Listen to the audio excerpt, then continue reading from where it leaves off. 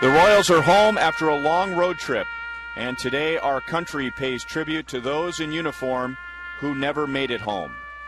The Royals take on the Los Angeles Angels with Memorial Day baseball next on Fox Sports Kansas City.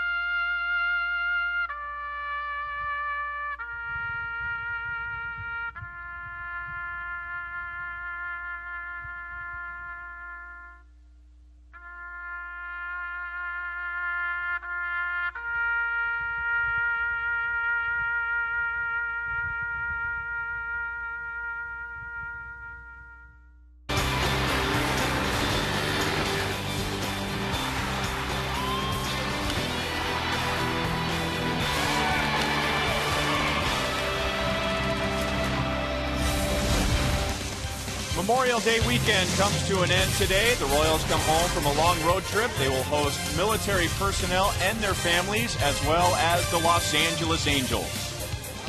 Hi, everyone. Welcome back to Kauffman Stadium. I'm Ryan Lefevre with Royals Hall of Famer Frank White. Happy Memorial Day to you. Enjoying our nation's holiday and a day where our country comes together. We can all agree on one thing, and that is to honor our military personnel, and especially our fallen military personnel. And we do have to take time to remember that, Ryan, and also to celebrate all of our family members who served in the armed forces, and also honor the men and women who get up every day with nothing in mind but our safety and our freedom. And Memorial Day in this country also means baseball. The Royals are beginning their longest homestand of the year with the Angels in town for the second time this year. The Royals beat the Angels 3 out of 4 to begin the season. They'll face Irvin Santana tonight. He has given the Royals fits over the years. He is pitching very well. Luke Hochevar for the Royals. He's trying to forget his last start. We'll have more from Kauffman Stadium right after this.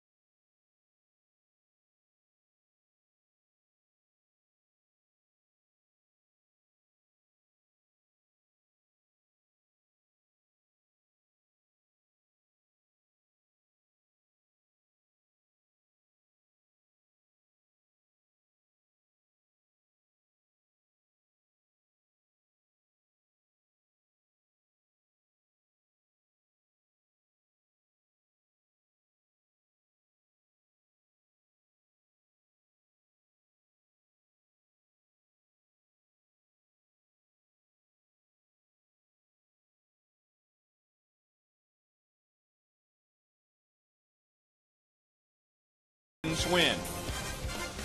This is the view that visiting teams see when they drive into Kauffman Stadium, and whether he's wearing a Twins uniform or an Angels uniform, I think it puts a smile on Torrey Hunter's face. I think you're right, Ryan. He really loves to play here at Kauffman Stadium. He loves that fastball up in the zone, and he always seems to lead the ballpark. So with the wind blowing out here today, Luke Kochevar will definitely have to pitch Torrey Hunter carefully. The lineup that Luke Kochevar will face, and they will rely heavily on Torrey Hunter because the Angels are without Howie Kendrick, Vernon Wells, Kendry Morales, all on the disabled list. They have gotten 9 home runs from rookie Mark Trumbo. Luke Kochevar made his first start of the year a loss against the Angels on opening day. Well, what Luke does, Ryan, is he gets off to a great start, and you think he's going to really take off, but there's that one bad inning that really hurts him. So if he can eliminate that one bad inning today, get deep in the game, with his success, he should do fine. And when he is right, he is using the Royals defense, and here's how they're lined up tonight with Gordon, Cabrera, Francoeur in the outfield, Bedamit, Escobar, Chris Getz at second base, Eric Hosmer at first, and Matt Trainer behind the plate. Speaking of Jeff Francoeur, he got yesterday off, so the Royals get his bat, they get his glove, and they get his arm back in the lineup this afternoon. It's the Royals and the Angels, and the first pitch is next.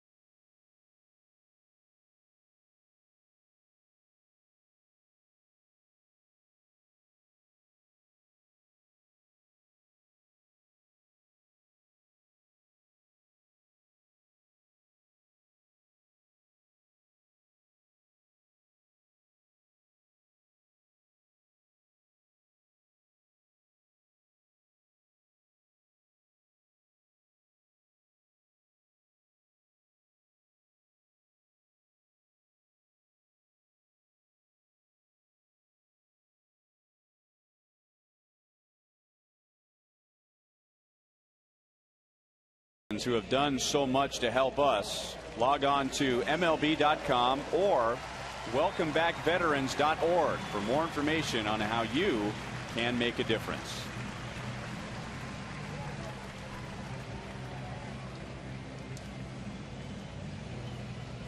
Royals baseball comes to you from Kauffman Stadium in high definition, brought to you by Time Warner Cable.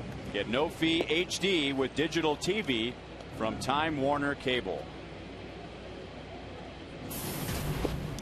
Luke Kochevar started the season with a start against the Angels. The Angels won that game, and then the Royals went on to win the next 3, all wins in their last at-bat, which was a preview for the rest of the month of April. And I tell you, Luke showed a lot of great signs of just getting better and being that #1 starter for the Royals. But The last time out, just had that one inning again where everything just kind of went the other way, and then he settled down after that. So if he can eliminate that one big inning and pitch more consistently through his 6 or 7 innings, I think his success will follow that. And it was a similar outing for Luke against the Angels. It wasn't as damaging as it was against the Orioles in his last start, but this line, 3 earned runs in 5 2/3 innings. Started off very strong in his first 3. Everything was on the ground or a strikeout, but then got into trouble in the 4th inning. The Angels scored 3 runs. Royals committed 3 errors in that game, one of them by Hochevar, and Los Angeles won 4-2. Brian, I think that's when, as a starting pitcher, when you've had a number of starts at this level and you figure out how to get through those early innings, I think that's really going to help you in how you do overall. But I think once you get in those innings where things start to go wrong, then how do you get out of it? How quickly can you make the adjustment? And that's where Luke has had his biggest problem, is when he gets in there, how to work your way out of it with a minimal amount of damage. Damage control. Yes. 1 ball, 1 strike on Mysir Izturis. Playing a lot of second base with Howie Kendrick on the disabled list. Home plate umpire Adrian Johnson said he went too far. 1 ball, 2 strikes. Howie Kendrick, Vernon Wells, Kendry Morales on the disabled list, and that one comes in and it hits Izturis. So Hochevar lets the leadoff man get away, ahead in the count, 1 ball, 2 strikes. Well, that's one of those balls, Ryan. One of those sliders he tried to get down underneath, but the ball bounced well ahead of the batter, but it bounced up and hit him in the leg anyway.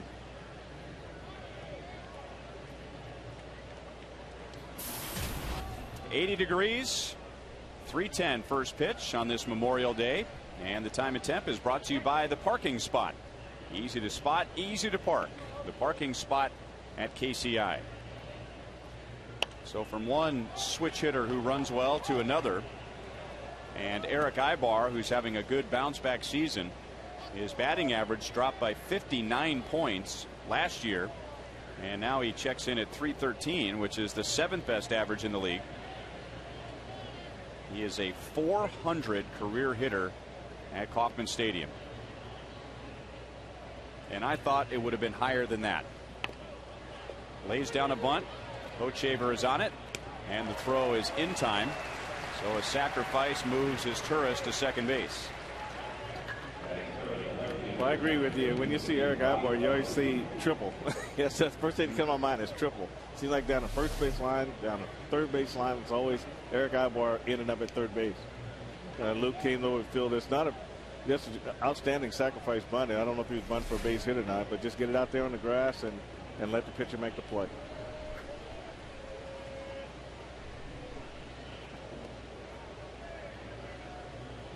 And now Bobby Abreu, who is batting third with injuries to other middle of the order hitters. A guy that Mike Scioscia can bat just about anywhere. He has good power. He has an excellent eye, a high on base percentage, and when he gets on base, he is a good bet to steal.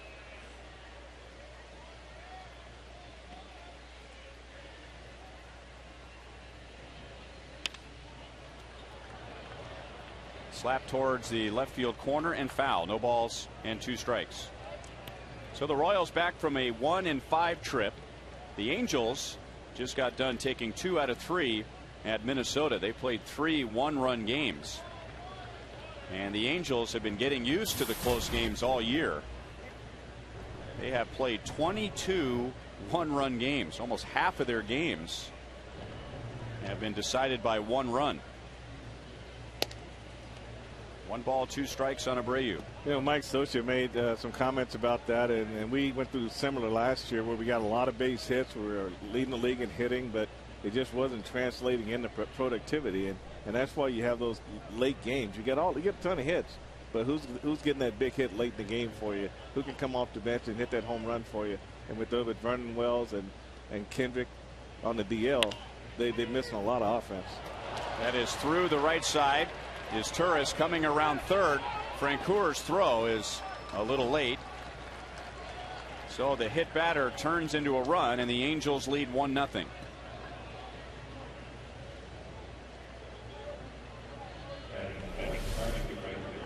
Wants to get this ball inside off the plate, and the ball ran back and got a little bit too much of the plate, and the Braves able to hit a hard ground ball into right field. And you always expect Francoeur to come up with a nice throw because he charges the ball and gets rid of it very well. But a little up the line, and his Church was able to get in there.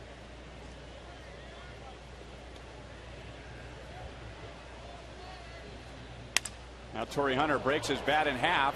Hochevar down to second for one and gets over to first for two. So the Angels get one in the top of the first against Hochevar.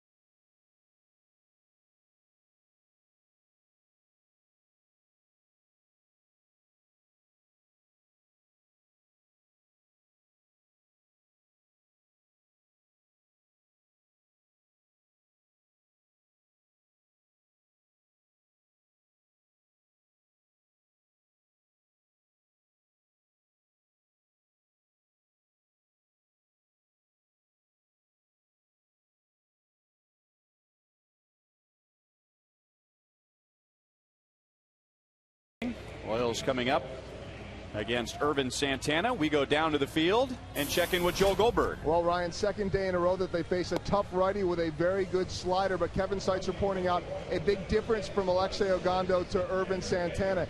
Yesterday, Alexei Ogando, more of a looping slider, but because of that really good 97-mile-an-hour fastball, it made the slider more effective.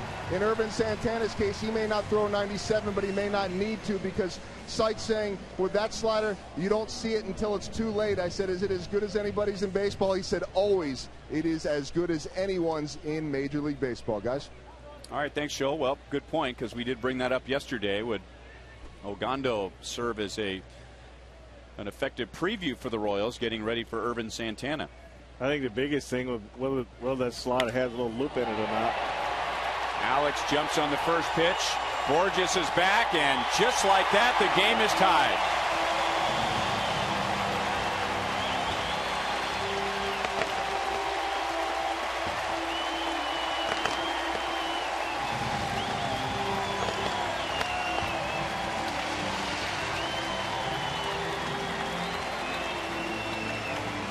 When you look at Alex Gordon, Ryan, Alex is not one of those guys that you go up there, you throw the first pitch fastball down the middle of the plate and expect him to take it all the time. You have to locate it if you're going to throw it. But that one, Irvin Santana didn't locate, and he drove it straight away center field.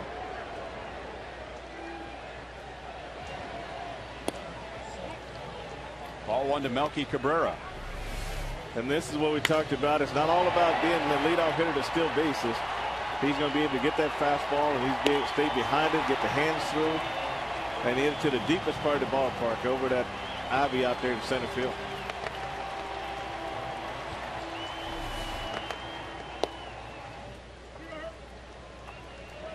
Three balls, no strikes on Melky Cabrera, so Alex has his first ever leadoff home run. And Santana, and this happens so often, give up a home run and a little too careful with the strike zone to the next hitter. Melky walks on 4 pitches.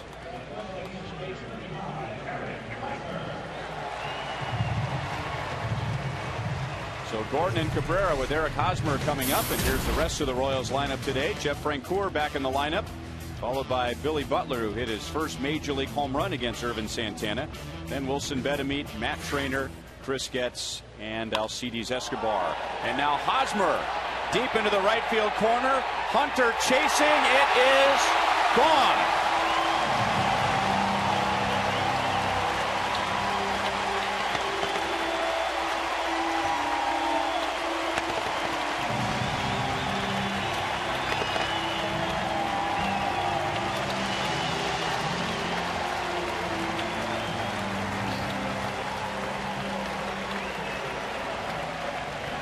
Three batters, 3 runs for the Royals in the bottom of the first inning. Right, I tell you, that ball middle in, that fastball middle in, Eric Hosmer's always looking for it, and I tell you what, he turns on that pitch quickly and gets his ball in the right field bleachers. And now Francoeur comes out swinging. But look at the location of this fastball here. I mean, this is just middle in right in his wheelhouse, and he just looking for it all the way. He opens up, and just this ball gets out in a hurry. Hands right off the shoulder, no loop in the swing, straight down through the ball.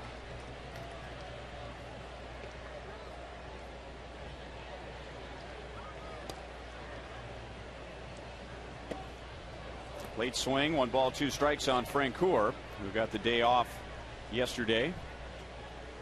So Alex to the deepest part of the ballpark and cleared 2 walls. Hosmer just got it over the railing in right field, and there was a fan who was trying to catch it, and no call of fan interference.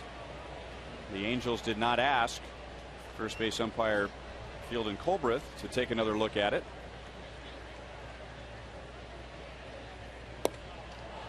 Francoeur down on strikes, 1 away in the first.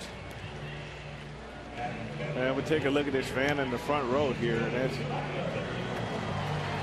he's backing up. He's trying to get out of the way of that ball. He knows there's pain on the other end, so he goes the other way. He doesn't try to attack it.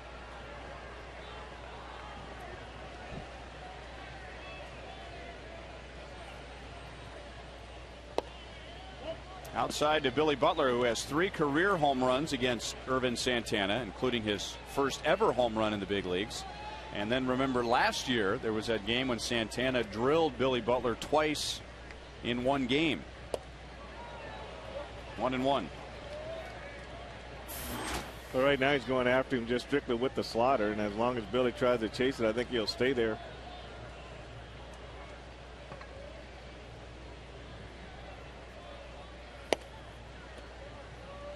Two balls, 1 strike. Billy coming off a good trip through Baltimore and Texas. He batted .346. Just didn't have enough runners in front of him when he was getting his hits. Only drove in 2 runs over the 6 games. Takes a fastball to even the count at 2-2.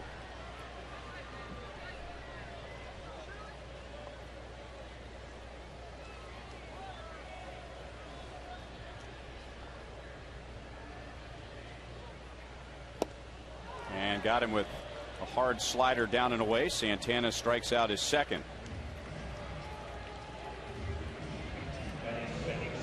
Here are the Angels defensively today in the outfield.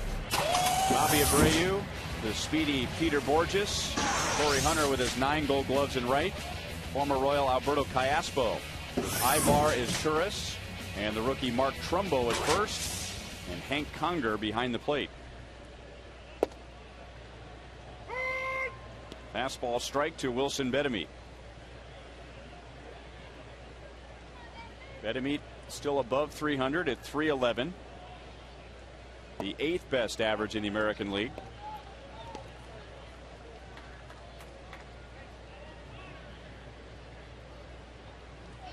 Before giving up the 3 runs in this inning, Irvin Santana had allowed 1 earned run in his last 18 innings. So he was really on a roll. But his first pitch today ended up, in his opinion, on the wrong side of the center field wall. Then a 4-pitch walk to Melky Cabrera, and then a home run to Eric Hosmer. He is 5-4 in his career against the Royals. Bad hop on Ibar, and Betemit will reach with 2 outs.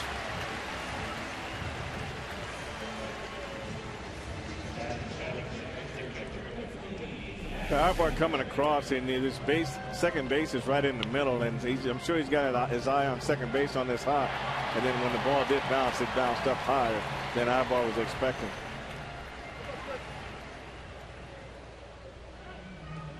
It's a base hit for Bedemeat, and now he's hit in 6 straight games.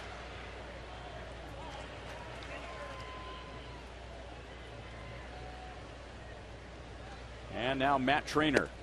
Matt Trainer ended the Royals-Angels series when the Angels opened the season here at Kauffman Stadium. The Royals took 3 out of 4, and in the final game, a very similar day to today. It was warm, unseasonably warm for that time of year. The wind was blasting out to left, and in a 13-inning game, Matt Trainer hit a walk-off home run. Royals won the game and won the series. There were 8 home runs hit in that game. The Angels hit 5 and lost. The Royals hit 3. Well, lately for the Royals, those home runs have been coming in bunches, either for the team or against the team. A lot of home runs on the last road trip.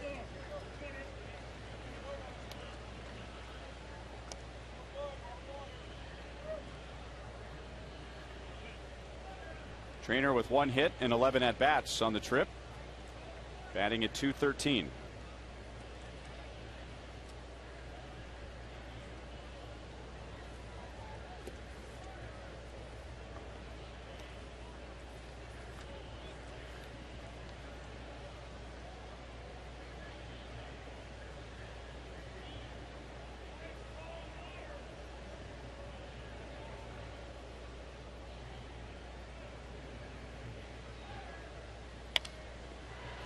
2-2.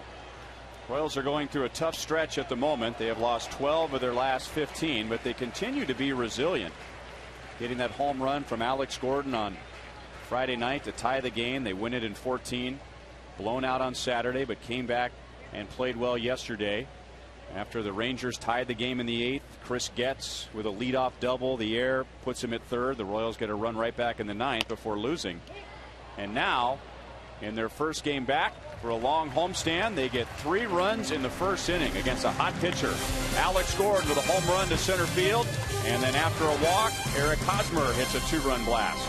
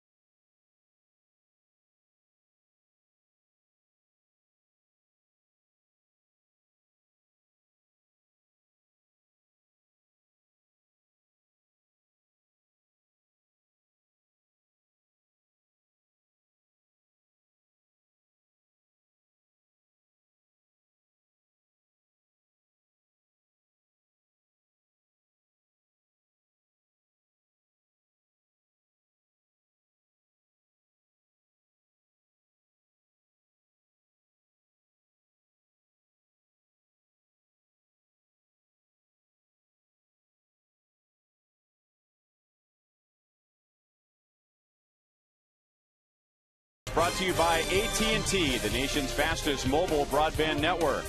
By Panera Bread Catering. Order online at PaneraKansas.com. And by Chevy. See your Kansas City area Chevy dealers. That is a Chevy Malibu. And still the best parking spot at Kauffman Stadium. Out in these statues in right center field in the outfield experience. Luke Hochevar gave up a run in the top of the first, but the Royals picked him up and got 3 in the bottom half. So Hochevar in better shape in the second inning than he was when he took the mound in the first. 2 balls and 1 strike on his former teammate Alberto Callaspo, traded from the Royals to the Angels last year. A deal that brought Sean O'Sullivan to KC. 3-1. Well, a big inning for Luke.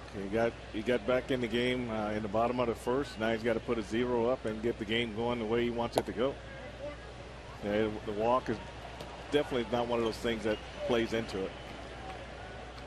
So the leadoff man on for the Angels in both innings.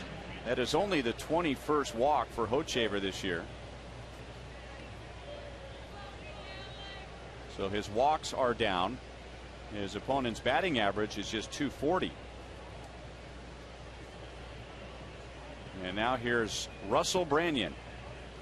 Yes, that Russell Branyan, who has now been with 10 major league teams.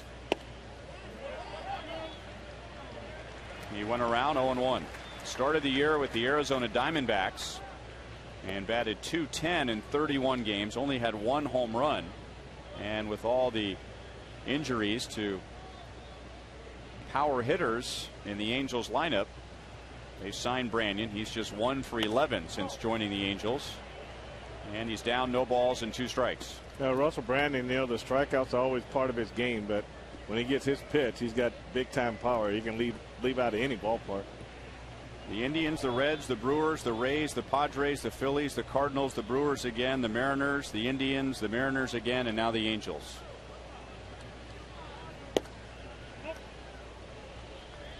One ball, 2 strikes. Well, it kind of gives you an indication maybe a power shortage in the game. His best year was 2 seasons ago for Seattle. 31 home runs, 76 driven in.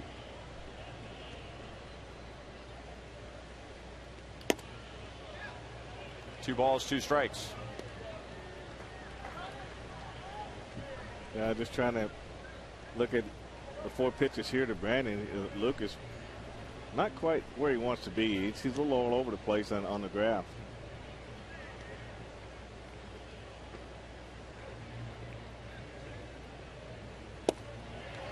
And he got him with a fastball. Fastball with some movement. So a walk and a strikeout for Hochevar in the second. And that's a pitch there, and I think he got away with Russell Branyan. He was trying to go away with that pitch and left it on the inner half. And usually Brandon's ready for that one pitch. So Luke I think got away with one on that one. And that brings up Mark Trumbo, who leads American League rookies with 9 home runs. Royals got a glimpse of his power during spring training. Royals were in Tempe. That's where the Angels play their spring games, and Trumbo almost hit one out of Tempe. I'm not talking about the stadium. I'm talking about the city. I watched him take batting practice when they came over to Surprise Stadium, and I mean, he was hitting balls way back up there where the 10 is. And that's some big time power.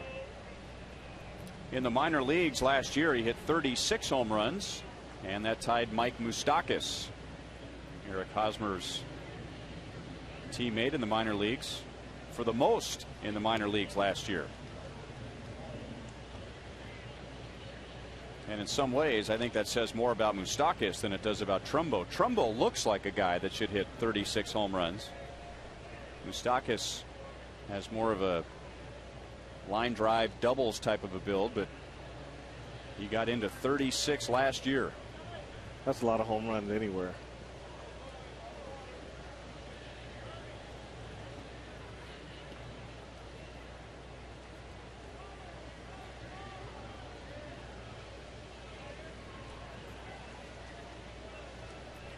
Callaspo, we remember this when he was with the Royals. He looks like somebody who should have good speed, but he really doesn't.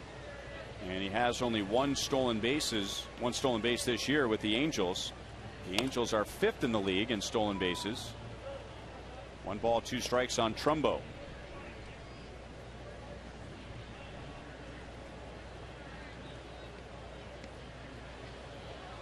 Oh boy. You want to say it, or should I say it? You will do a better job. Producer Kevin Shank has offered that this is Trumbo Jumbo.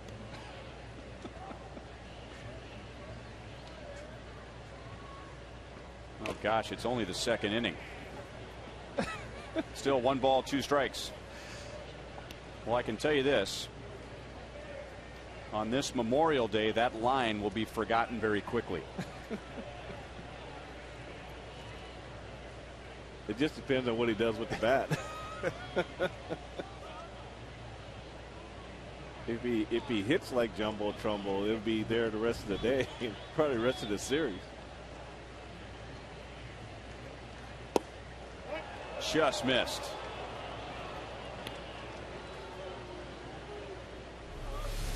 Well, good location, good height on this fastball. Just drove it down to the bottom of the zone, and Luke, with that's really a perfect pitch for Luke. That's where he wants to be with his fastball.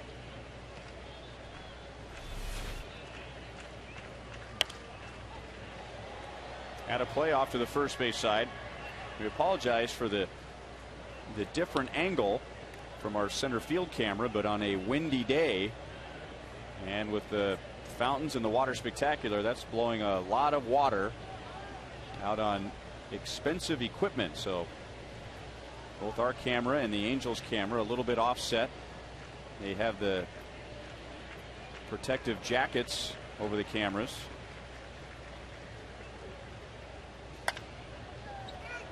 Just foul off to the third base side. It was a windy series in Texas. All 3 games, all 6 games really, if you go back to the series in April, and we have about the same conditions here today. A warm day. Wind is blasting from right to left. Normally the center field cameras would be right in the center of your frame there next to that steel column. Iaspo is running, and it's popped up. Hosmer, tough time seeing it, and then he had to get around the first base coach, Alfredo Griffin, and he still makes the play.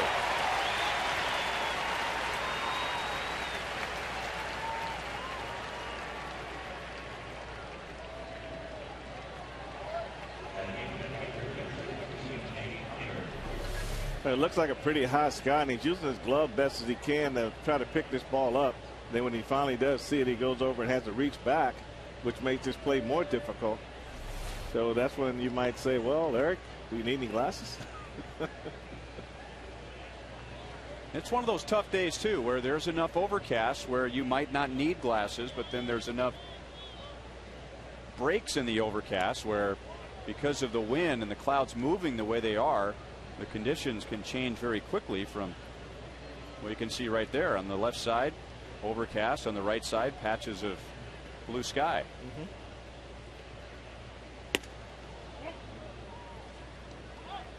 So 2 down, and now Hank Conger, Angels first round pick in 2006, the same year the Royals took Luke Hochevar first overall.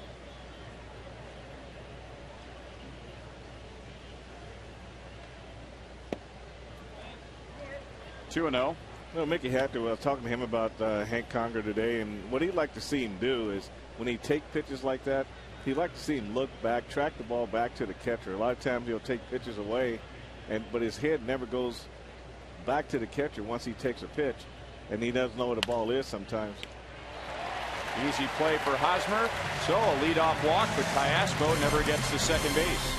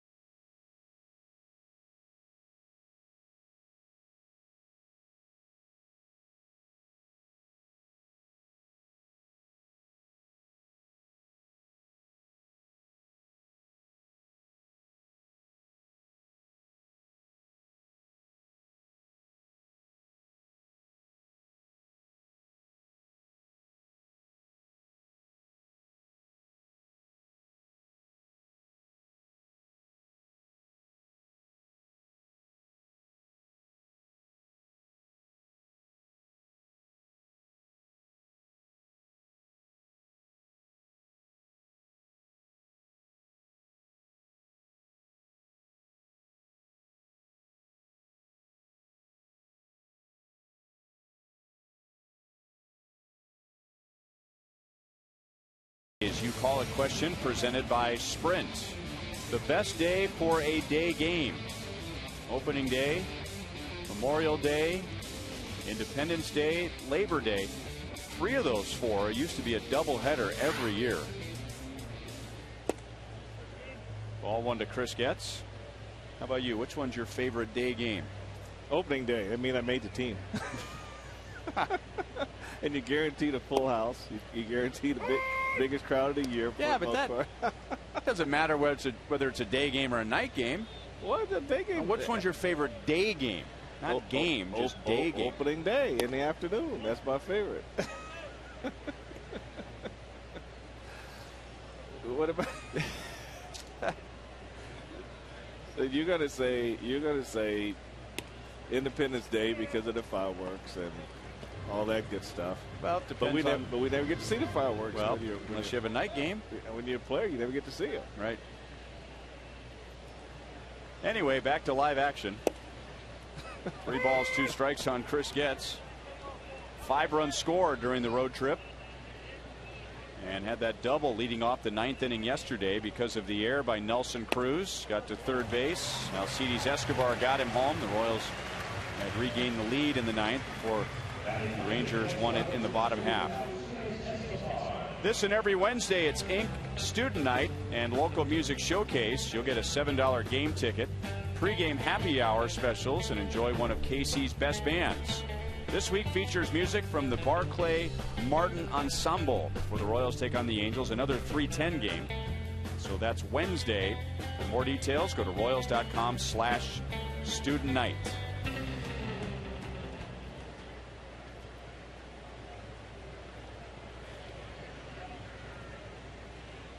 Well, the Royals have gotten to Santana in more ways than one. He had allowed only 1 earned run in his previous 18 innings. He threw a shutout 2 starts ago. That was against the Braves.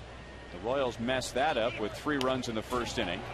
And now with Getz running, Escobar fouls it away. And Santana hardly walks anybody, but the Royals have 2 walks already today. Well, I'll tell you, this is such a great jump by Chris Getz, and I don't know if that's a hit and run or not, but looking by the way Chris is not looking in, it's a straight steal, and this is where Escobar batting behind Chris Getz can really help him a lot by taking a pitch and giving him a chance to steal a base. And as a right-hand batter, that's right in front of you. You should be able to see everything. You can see whether he gets a good jump or not, but he's such an aggressive hitter. But these are things that you have to talk about. Well, Santana has just given the Royals their third base runner in an inning plus 2 hitters. Well, you know, a lot of times, Ryan, when you let that number 8, number 9 hitter get on, and you got a top of the order like Alex Gordon and Nelson Cabrera and Eric Hosmer, it serves as a sort of a torch to the Royals because they have an opportunity to score runs by letting the back of the order bring it to the guys that are doing the driving in.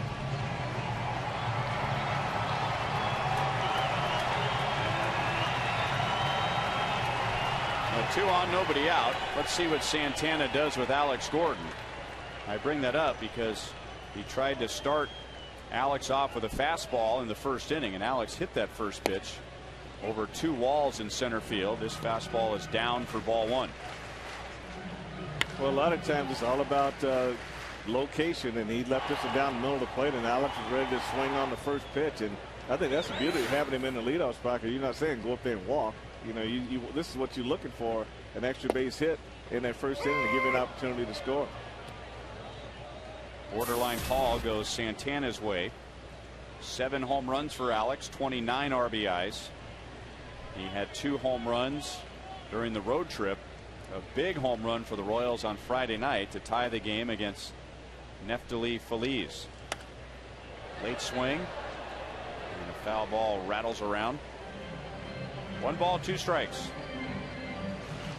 Alex also had 3 doubles on the trip, giving him 18, and now that leads the American League.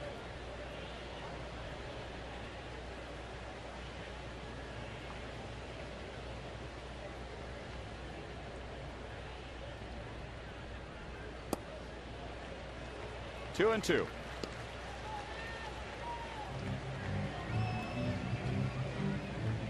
Irvin Santana pitched to a no decision here at Kauffman Stadium back on April the 2nd. He was in line to win that game. The Angels had a lead in the 8th, but the Royals took the lead in the 8th. No swing, 3 balls, 2 strikes.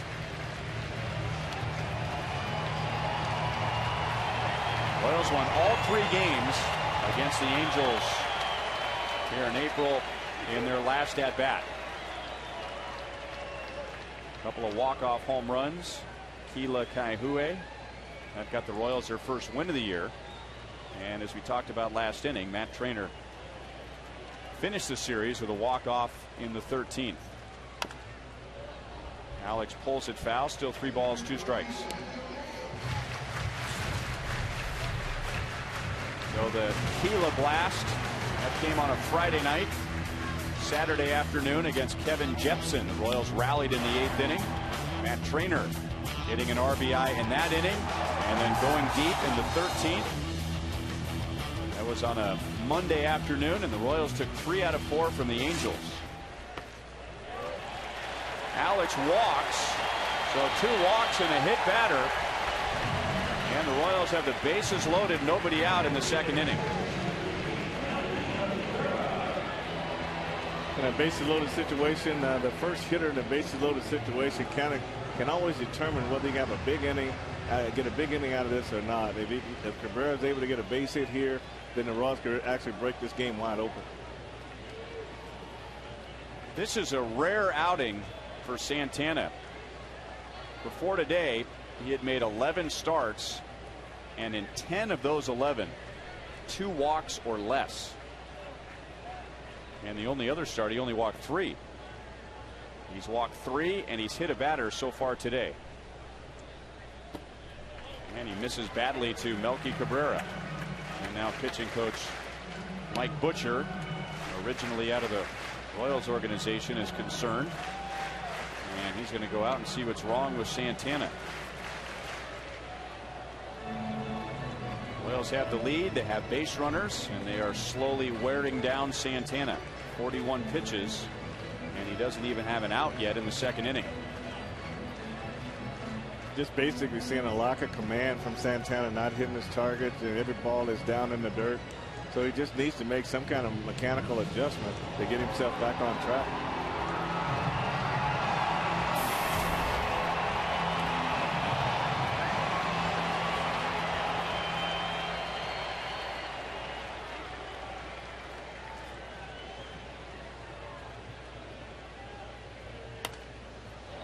One ball, 1 strike.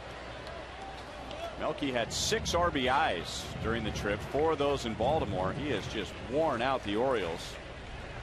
He had 1 home run, and that was a big home run Friday night. The first of 3 home runs in the 14th inning to beat the Rangers. Popped up. Callaspo and Ibar chasing it down, and a collision. Callaspo makes the play with Ibar running up his back.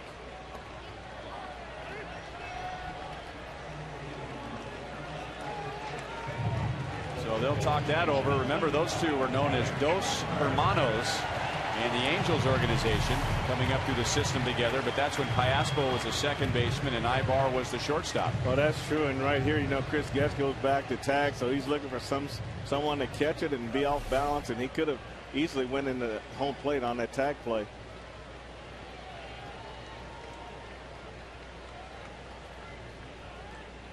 And now Eric Hosmer hit a 2-run home run in the 1st inning. Boy, did he have a swing. Well, Hosmer's always looking for that first pitch fastball. I mean, he's very aggressive, and you wonder when pitchers are going to maybe go off speed with him the first pitch in the game. But as long as they continue to do that, he's got a chance to do some heavy damage.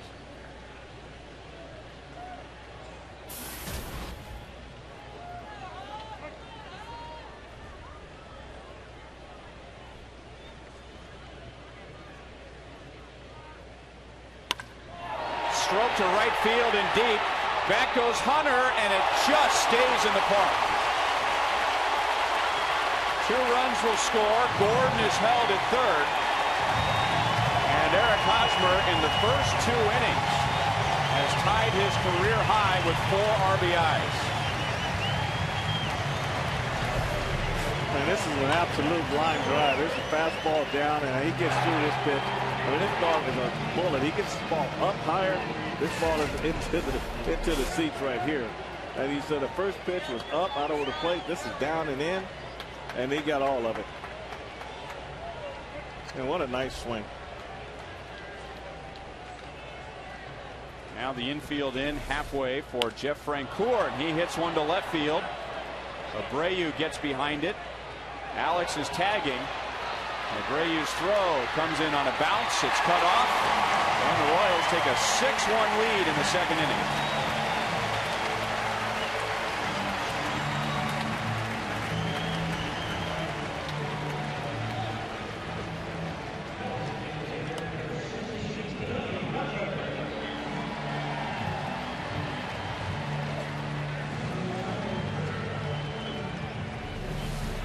You can see Alex going back to tag, and as soon as that ball's caught, he's off and running.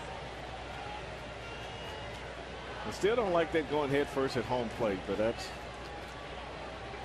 wasn't any danger of hitting running to the catcher at that point, but that's something you don't want to make a habit of doing.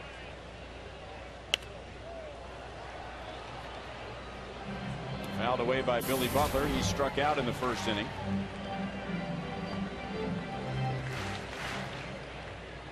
So 3 walks and a hit batter given up by Santana, and that has proved to be expensive because all 4 have come around to score.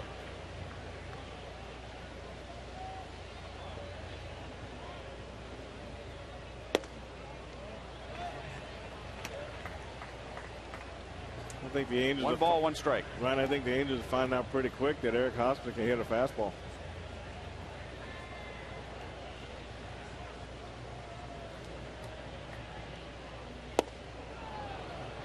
One and 2.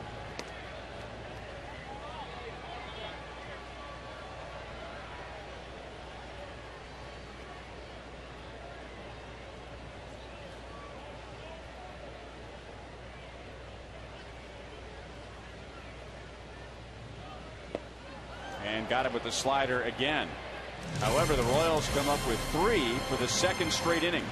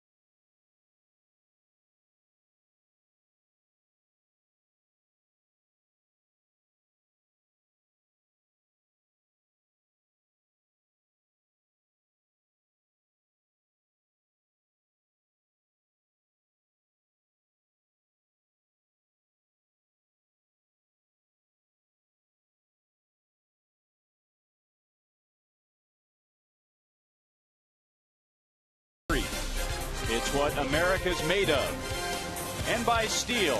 Are you ready for a steal? Royals may not have to steal today, the way they're swinging the bats. They ran the Angels into the fountains last month with 9 stolen bases in 4 games. Eric Hosmer has driven in 4 of the 6 runs today. Well, today they're walking him out of the game. Every time Santana's made a mistake, the Royals have definitely made him pay for it.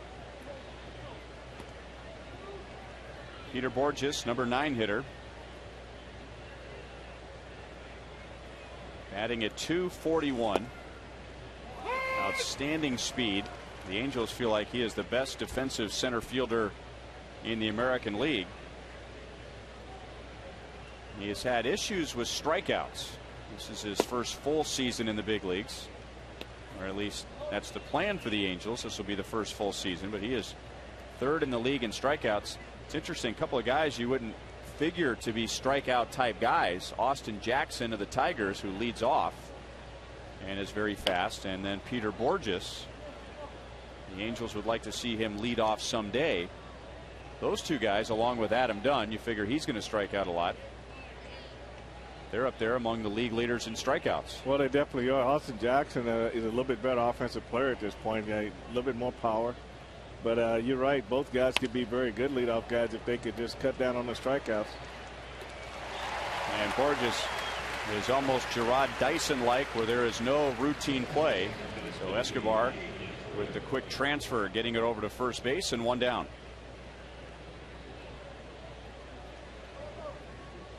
Royals played an excellent game on defense yesterday, one of their best of the year, and that's saying something with all the highlight plays they've made, and we're just coming up on the 1/3 mark of the season.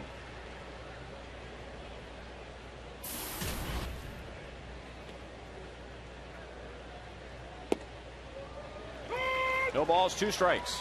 I know in yesterday's game, the defense just really just took another jump. They just went to another level defensively, and it's just Alex in left field, Cabrera in center, Escobar in short. Even behind the plate, Brian Pena had to strike him out, throw him out, and then Wilson Bettany charging a slow roller and making a nice play. So they were all in sync defensively, and then definitely I've liked this defense from the very beginning. And when Eric Hosmer came up, it just got a lot better. In 2 ways, the plays that he makes on ground balls and the throws that he saves in the dirt. Well, it makes it easy on an infielder when you don't have to be perfect. You always want to try to hit the first baseman chest high, but when you got to play, you got to hurry. Then if you can be within a couple feet either way, and you always expect that short hop to get picked by a first baseman, he gives those guys that much more confidence. They don't have to take a little time and try to aim the ball over there, and he just makes that those guys just say, get it, go, I'll help you out. You know, that's something we talk about in theory, Frank, knowing that you got a first baseman over there that's going to be able to dig it out of the dirt. But when you're at second base and there was one of those quick plays where you didn't have time to set yourself, were you able to register who was at first base and whether you should even attempt to throw, knowing you wouldn't get a lot on it? Well, you really do. You go back to, I'm trying to think, the year was 88, I think. Maybe Al might research this for me, but I made 4 throwing errors that year, and they went to 4 different first basemen. So they do make a difference. When John Mayberry was at first, big guy, a lot of range, soft hands in the dirt, and he said, hey, I don't care where you throw it, just throw it low. You know, so when you have to turn that tough double play, you got to get rid of the ball, then you just want to be able to get it in that direction, and then feel confident that your first baseman is going to bail you out. So without naming names, you can remember times when maybe you didn't pull the trigger based on who was playing at first base and thinking, if I make a somewhat erratic throw here, he's probably not going to be able to handle it. You know, I think in the heat of battle, you don't even think about that. You still want to come up and make the throw. It's just that when you see the ball leave your hand and you know it's going to be in the dirt, then there's always that doubt that this ball may not get caught. Where certain guys, when you leave your hand and you say it could be in the dirt, but you have that confidence, they're going to bail you out.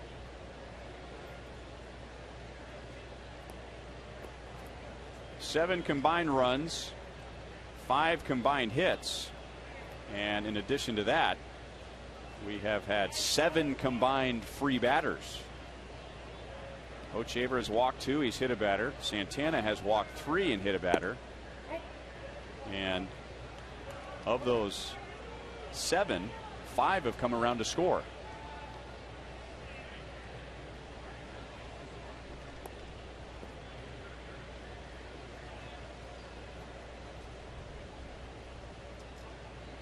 Eric Ibar dropped down a bunt in the first inning. That moved his Turris up to second. And then he scored on a Abreu's base hit. A little high, 2 balls and no strikes. An Angel hitter that is a switch hitter. They have 4 in the lineup today. Is Turris, Ibar, Callaspo, and Conger.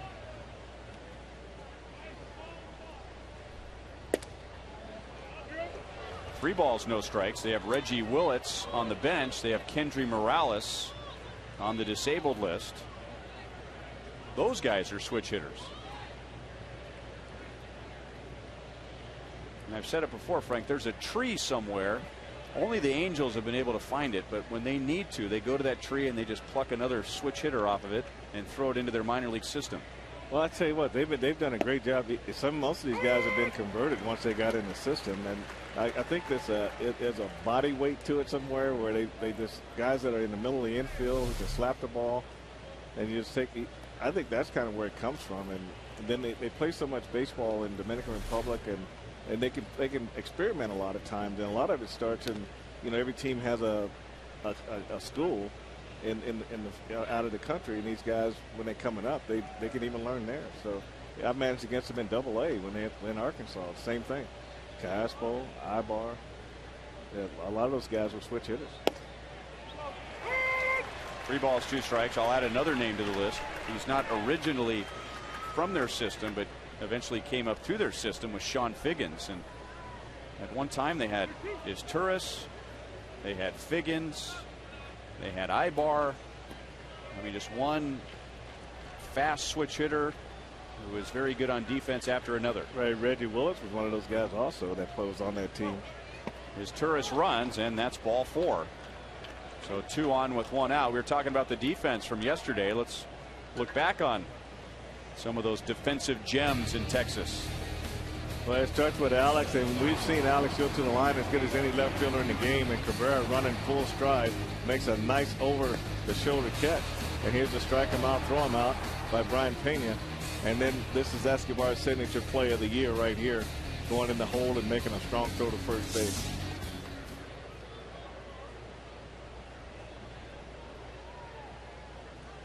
Today, Alex has a home run, a walk, and 2 runs scored. Bobby Abreu singled in the Angels' run in the first inning, and now bats with 2 on, 1 out. And good movement there. That pitch started inside. Abreu backed off, and it caught the corner. Bobby Abreu has 5 consecutive seasons with at least 20 home runs, 40 doubles, and 20 stolen bases. Down, no balls, 2 strikes. Let's go down to Joe Goldberg. Well, Ryan, it'll be interesting to see how Hoach does here with a couple of runners on base. That one big inning is what has plagued him throughout the year. Talking to Matt Trainer about it today, and he said really it's just a matter of staying with the rhythm, that was working early in the game. Stay disciplined, go with what has worked, and that's it. Nothing more about guys being on base, pitching out of the stretch. Just stay in that rhythm, guys. All right, thanks, Joel. And at times when Luke's having a tough inning, he will slow things down. That's hit hard to center field. Back goes Melky Cabrera. It sails over his head. The wind grabbed it. The Angels will get 1 run home. Abreu is driven in 2. Did it look like to you that when that ball was hit, Melky, just by his body language, felt he was going to run it down? I'll tell you, from here it looked like just a routine fly ball to left center field, and you know, the last homestand there were a couple balls hitting that same area that did some weird things, and this ball here just took off, and it didn't hit up against the wall, which I thought it didn't even sound like he hit it that well.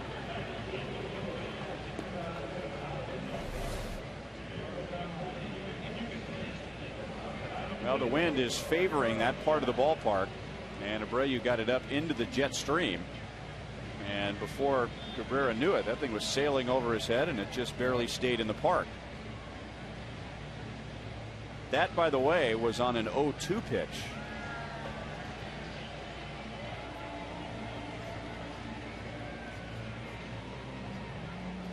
By the way, the Abreu note I gave you, the 5 seasons, 5 different seasons with at least 20 home runs, 40 doubles, and 20 stolen bases. That's a major league record. One of those guys that when Hall of Fame time rolls around, you think, well, Bobby Abreu is not a name that just rolls off the tongue, but you start adding up the numbers, and he's had quite a career. Combination of power and speed. Torrey Hunter had his bat destroyed by Luke Hochevar in the first inning and grounded into a double play. He has runners at second and third with one out here in the third inning. And Luke crowds him with a fastball in, 1 ball and 1 strike. Yeah, Torrey likes the fastball out over the plate, up a little bit, and he's got good power straight away.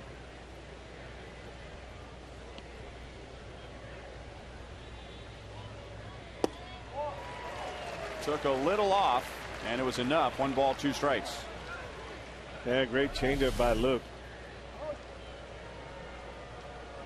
Well, that's the one that, as a hitter, a power hitter especially, you end up throwing your bat in the stands. You're looking for a fastball, you're looking to get some contact, and when it's not there, you're not able to hold on to your bat. 2 balls, 2 strikes. The double play that Torrey Hunter grounded into in the first inning was his league leading 14th of the year. It would be an unconventional double play if he grounds into one here. And the count goes from 1-2 to 3-2. So it looks like this is going to be one of those days where Luke Hochevar is going to rely more on guts than he is stuff. Yeah, I agree with you. You know, and just this amount of location, just being able to hit your spots and be consistent in the zone. And he's just not there right now. But if he can minimize the damage, you can see where all these pitches are. They're pretty much all over the place, and only one really actually in the strike zone. Got him with a good pitch down and away. So when he needed a big pitch, it was there. His second strikeout, and that's big with 2 in scoring position and Torrey Hunter at the plate.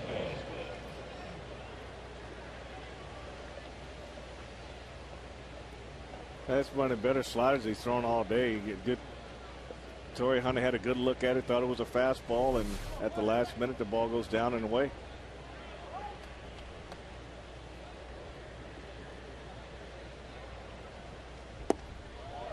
And a curveball drops in for a strike. That's the 30th pitch of the inning for Hochevar. Caspo walked leading off the second inning, but never advanced beyond first.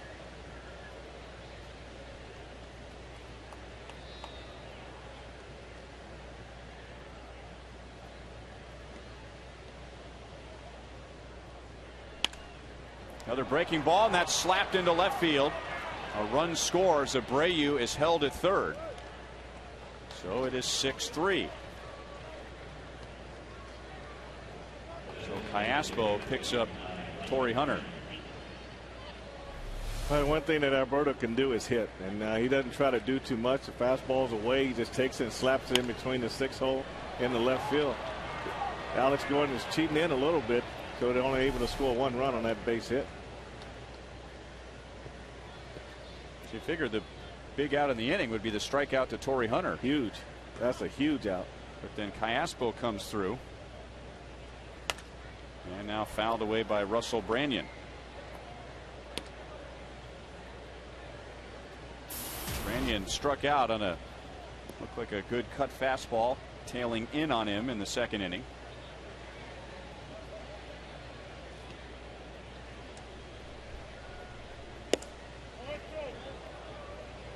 One and one.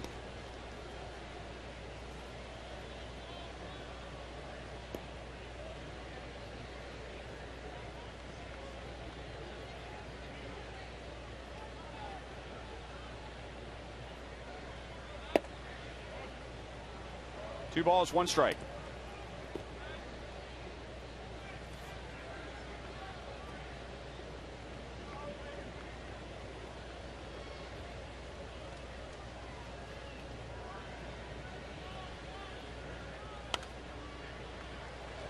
Now 2 balls, 2 strikes on Branyan.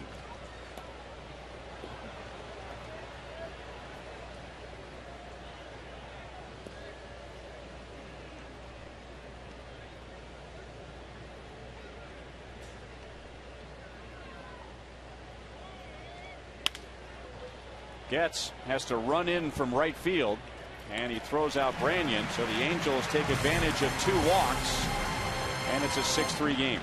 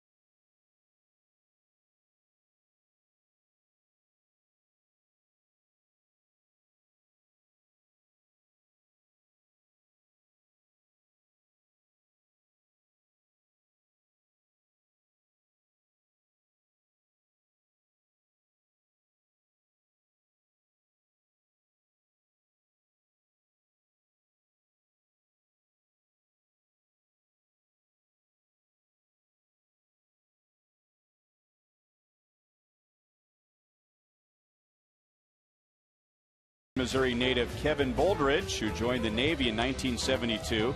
He's been volunteering at the Kansas City VA for 22 years, over 12,000 volunteer hours. How about that? At the Kansas City VA Medical Center. To say the least, Kevin is a well-loved, dedicated volunteer who continually makes a difference in the lives of his fellow veterans. Sitting in the Buck O'Neil legacy seat at today's game on Memorial Day. 1 ball, 1 strike. Buck served in the military, didn't he? Oh boy, I'm not sure. Bedemeat reached on an infield single in the first inning. Royals have 3 in the first and 3 in the second against Irvin Santana. Remember, Santana had given up 1 earned run in his previous 18 innings. Matt Trainer on deck, and then Chris Getz here in the bottom of the third.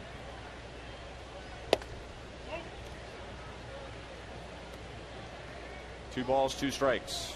After exhaustive research, the truck has discovered that Buck was in military service in 1944 and 1945. Bedemeat strikes out. That was handled cleanly by Conger. Santana has struck out 4. Here's today's league leaders, brought to you by your Kansas City area Toyota dealers. Most base hits in the American League. 2 of the top 5 are here today. 2 of the top 4, actually. Angels have the 6th highest average in the league. The Royals with the 3rd highest average. That might go up.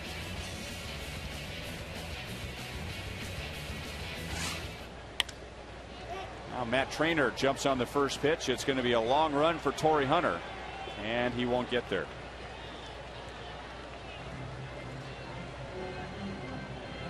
Torrey Hunter last year moving over to right field despite having 9 gold gloves as a center fielder for the Twins and the Angels, making room for Peter Borges. And the Angels felt like they were going to have a great outfield with Borges in center, Torrey Hunter in right, and then picking up Vernon Wells during the offseason. Right now Wells is on the disabled list. Well, they got a lot of offense on the disabled list, and they feel, Mike Scioscia feels, once those guys are back, Howie Kendrick and Vernon Wells, the offense should pick up, especially on the production side. Hey, no pressure on Peter Borges, right? I mean, his first big league season, he only has 3 gold gloves to his left and 9 to his right, and those guys did that in center field. You better be good, kid. Good swing by Trainer, but he lines out to Abreu.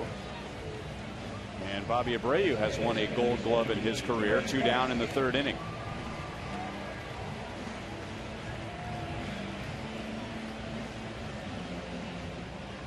I think Peter Borges is one of those guys, you see the speed, you see the potential, and this is a great opportunity to give him a chance to play. But you also want to see the other things too. You want to see him make contact. You want to see him get on base. You know, he's had 5 stolen bases, but he's been caught 4 times. So learning how to steal bases, learning how to read pitchers. So this first year for him is definitely a learning experience. Hit hard and through the right side. Chris Getz is on for the 2nd time. Takes a wide turn around first, but Hunter gets it back quickly. And with 2 outs, you can really expect Chris Getz to be trying to steal at some point in this at bat. But you know, Chris is starting to get through the ball a little bit better, right? Normally he's trying to slice the ball to left field, and his swing gets a little long, and the ball's not jumping off his bat. But he pulled that ball in the hole pretty well. And the double that he hit in the 9th inning yesterday was pulled into the right field corner. Well, the Angels think that Getz might take off, and he will. Thanks to a bad throw by Hank Conger. How far will he go? Getz will go first to third on the throwing error.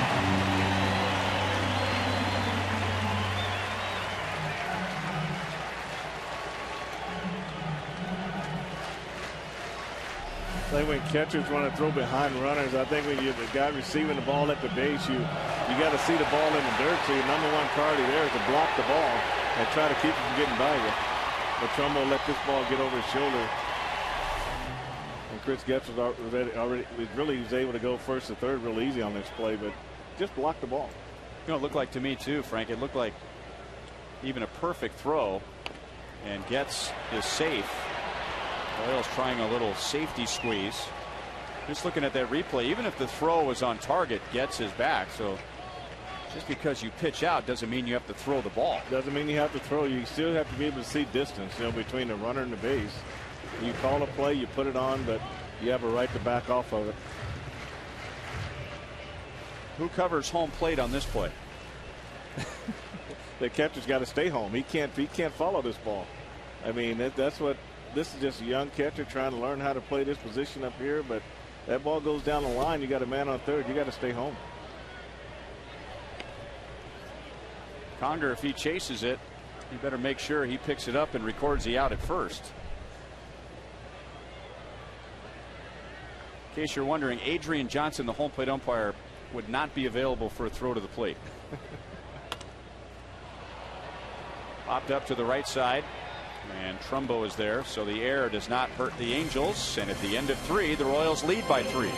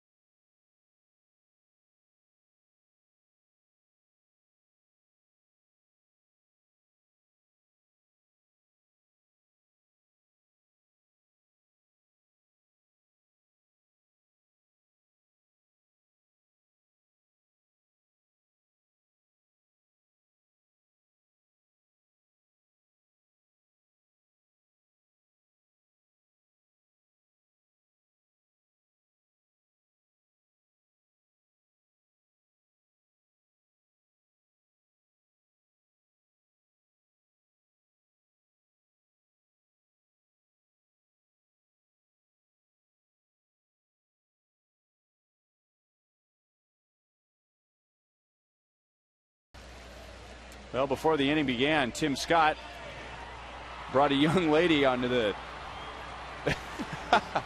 onto the dugout, and apparently that's her boyfriend, and I'm not sure if she knew he was even going to be here today, but she ran and almost tackled him right on top of the Royals dugout, and at the end he got down on a knee and proposed.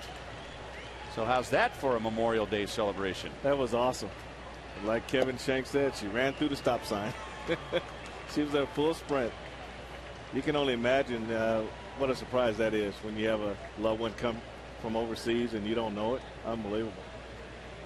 USAA would like to recognize our American military members here at the stadium today.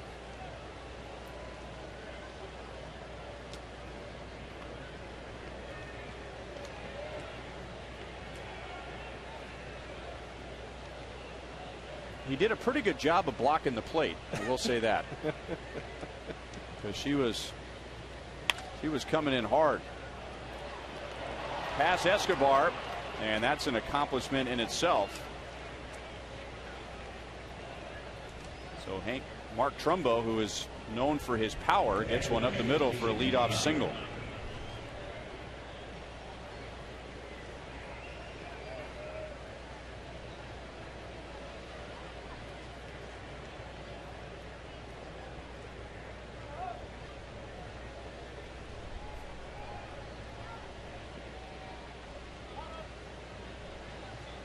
Now Hank Conger grounded out to first time up, 0 for his last 8, and that was bunting for a base hit. I don't say this to pick on Hank Conger. He is just the most recent hitter to attempt a bunt for a base hit and foul it away, but I I would bet that the success rate these days on bunting for a base hit and just bunting it fair, I would bet it's no better than 1 out of 4. I know it's not good, and certain guys you would expect to be good bunters at this level aren't good bunters, and I think that hurts the game. It hurts the game late in the game when all this strategy comes in. You got to win these one-run games. You got to get that sack bunt down. You got to get a hit and run down on the ground when a guy's off and running. You got to get a sack fly when you really need it. All those technical things about the game are just not consistent. You know, a lot of managers say, well, there's not a lot of bunting in the American League because of DH. That's not because of DH, because guys can't bunt, and they don't want to give up that out. And I think that's the big problem with it. Now, Socia, you know, to his credit, is totally different than most managers. And his guys bunt all the time, and then that's one of the things they pride themselves in. Mike Socia has said that the 3 most important statistics for him in the organization: on base percentage, going first to third, on base hits, and hitting with runners in scoring position. Another chance for a double play, and the Royals turn their second today behind Hochevar.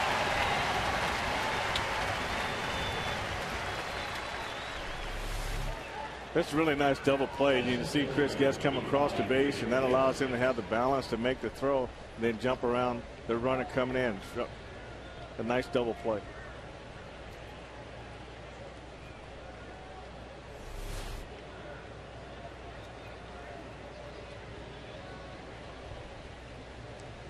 So 2 outs, nobody on for Peter Borges.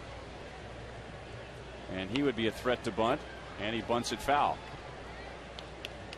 And if you got speed like Borges, and you got speed like Dyson, that type of speed, this is where you have to excel, in my opinion, is bunting. This is where you should spend all your winter learning how to perfect the bunt. And you can, you know, from push bunt to drag bunt to sack bunt, know the difference in the 3, and use them as a weapon. And I think, guys, there's too many guys with speed. You don't get to see the speed often enough because they don't get on base enough. And guys like that, it doesn't have to be a perfect bunt. It just has to be an okay bunt. And they don't have to hit hard ground balls. They don't have to square the ball up. Bettamy dives on the left side and throws out Borges. Only 3 come to the plate in the 4th.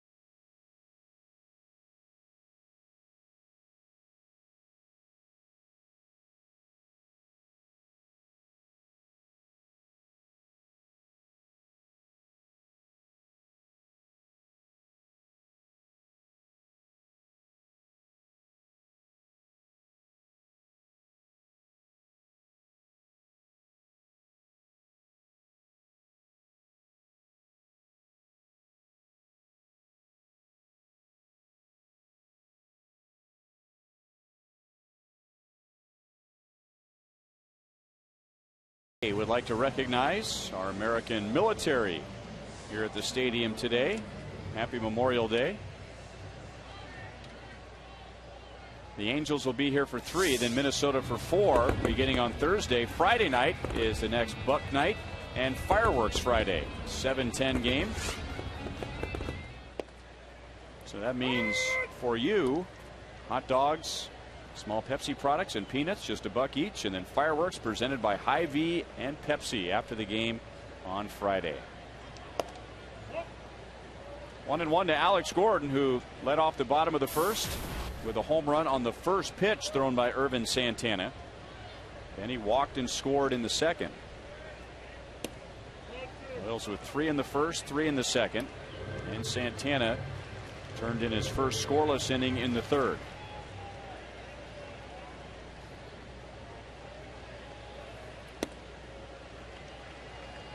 Three balls, 1 strike.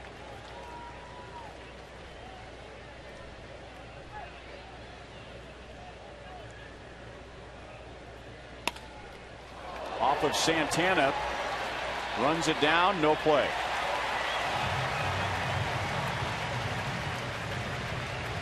Didn't sound like it got his glove. It sounded like it went off of his leg, maybe his calf. Well, I agree with that. It sounded like meat. Ooh. From that angle, like the calf of the left leg. Right leg, okay, there we go.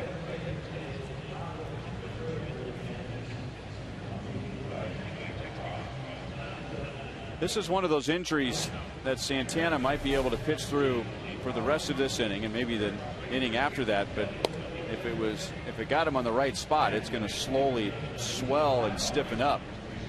Well, if it hit him on the outside like it appeared to, it don't get into the muscle, I think he should be okay. Like if it's on the inside of that calf, that's when you really worry. So an infield single for Alex. Leadoff man on for the 3rd time in 4 innings.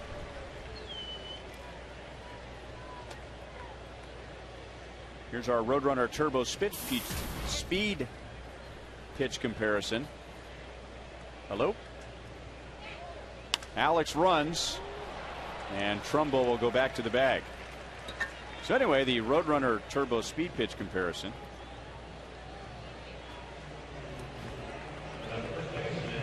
Now fast is even faster. Double your speed with Roadrunner Turbo.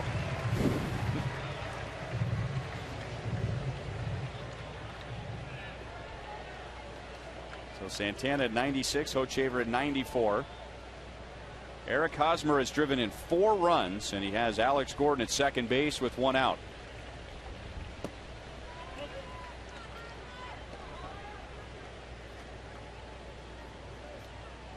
Here's today's AT&T trivia question.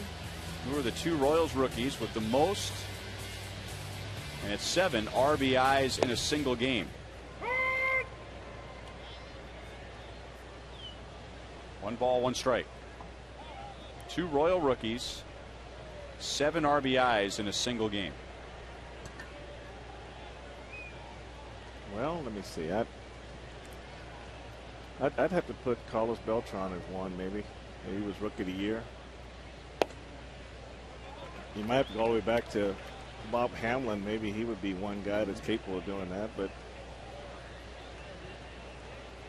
maybe there's a trick there. Maybe there's an Angel Baroa story in there somewhere.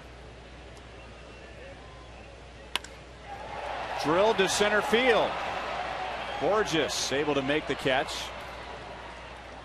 And that'll get Gordon over to third base. Boy, with the way the wind is blowing, and that sounded like he got that pretty good, but just kind of fizzled out once it got into deep center field. So Hosmer is retired for the first time. Well, it sounded really good coming off his bat. And his bat plane is great. I mean, this is just right down off the shoulder, right down through the ball, and that's what gives that ball carry. You just create that backspin, and he's got a pretty swing right.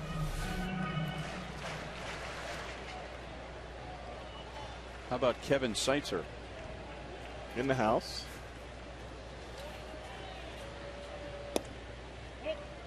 Yeah, I like that. Jeff Francoeur with a sac fly and a strikeout.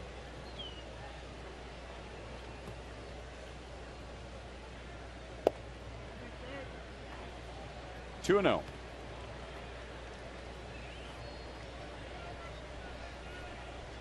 Kevin Shank says of all of our guesses, we have 1 out of 2. 2-1.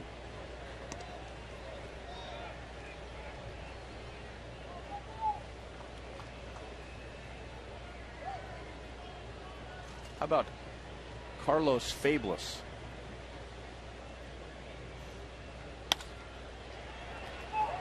Ibar at short. Francoeur is out. And Santana gets around the leadoff single.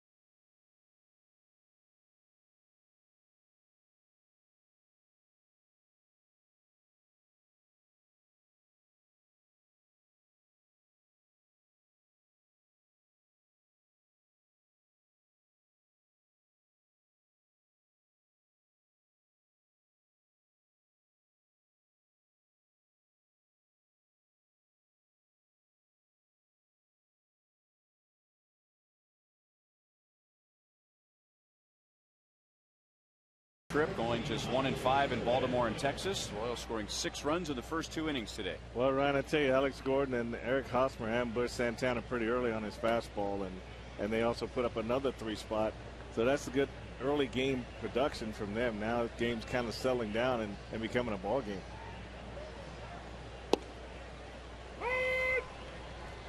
Angels have the top of their order. Myceris Turris has been on base twice, and he has scored twice. No balls, 2 strikes.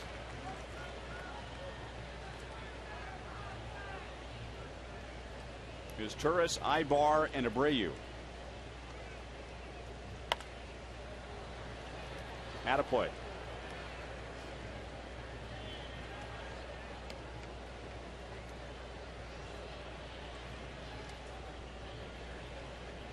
Of the Angels' 3 runs scored today, all were gifts of Luke Hochevar. 2 walks and a hit batter. 1 ball, 2 strikes. Of the Royals' 6 runs scored today, 3 walks and a hit batter coming around to score. 2-2. Yeah, Luke's got a better grouping of pitches this inning. So maybe he's finding this groove and getting back in that rhythm that Matt Trainer was talking to Joel about.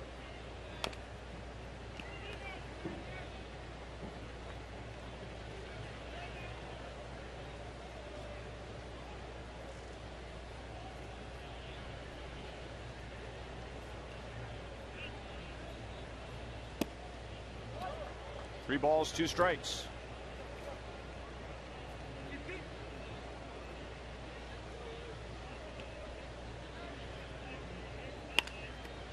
On the ground, Hosmer gets a nice big hop. He'll go to the bag himself. 1 down.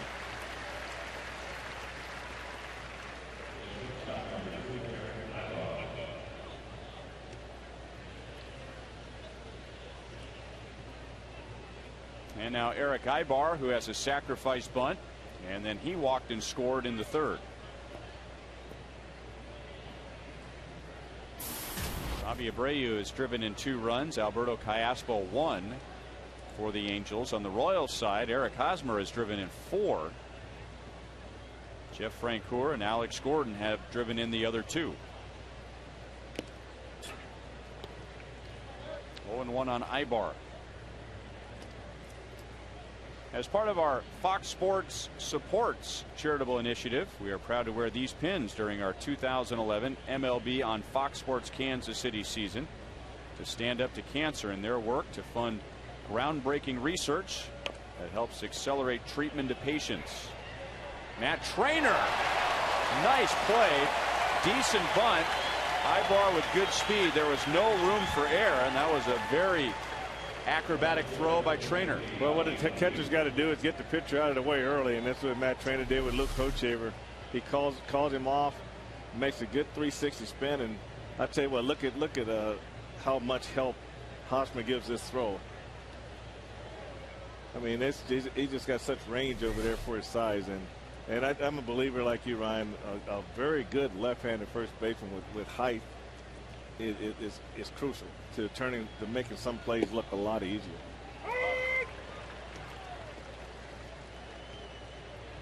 The Royals' good defense from yesterday has carried into today. The Royals have turned 2 double plays.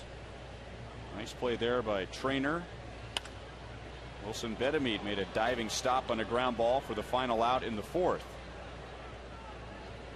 Well, one thing we know for sure today, this game is going to go to the bullpen here pretty quickly. Luke Hochevar had 91 pitches already in this game. So you hate to have him have to get a bullpen that many outs to cover. So you like to see him maybe get this inning. But it's going to be hard to get him through one more. Luke has been pretty consistent all season long. He has gone 6 innings or more in 10 of his 11 starts. The only time he didn't go 6 innings was against the Angels back on March the 31st, and that was 5 2/3 innings.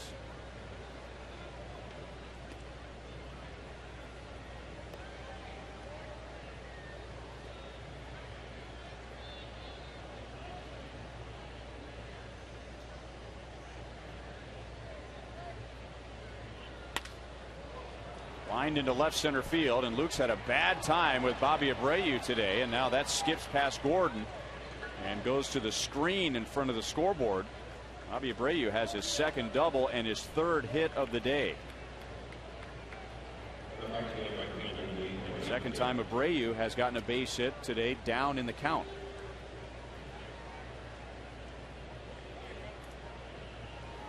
Let's answer our AT&T trivia question for today. The Royals' record for RBIs by a rookie is 7. Can you name those 2 rookies? I like your guess better than mine. Bo Jackson is I was going to say Fabulous. I was going to go with Seitzer and Fabulous. Same year, too. Well, you saw both of those. You don't remember that? Nope. What kind of a teammate are you? Well, I'm not a numbers guy.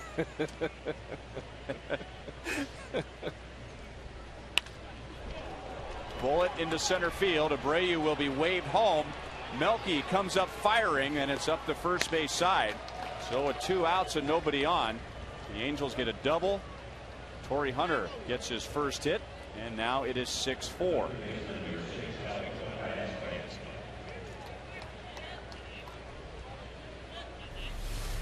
Well, Luke's lucky to get out of the way of this line drive. This ball's hit very well, and you have to think of Abreu with his speed, but it plays pretty close at the plate if it's on the plate.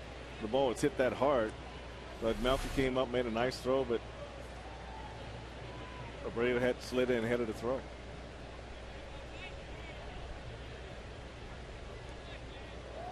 Torrey Hunter has 2 stolen bases this year. You know, there are certain teams that give certain players a bad time, and the Angels are one of those teams for Luke Hochevar, trying to beat them for the first time. A very high career ERA, and now Luke is trying to get through 5 and get through 5 with the lead.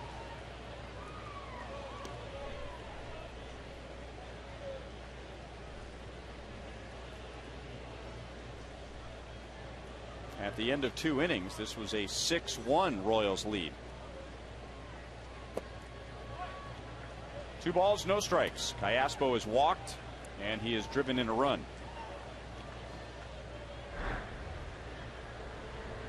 Now Greg Holland just starting to warm up in the Royals left field bullpen.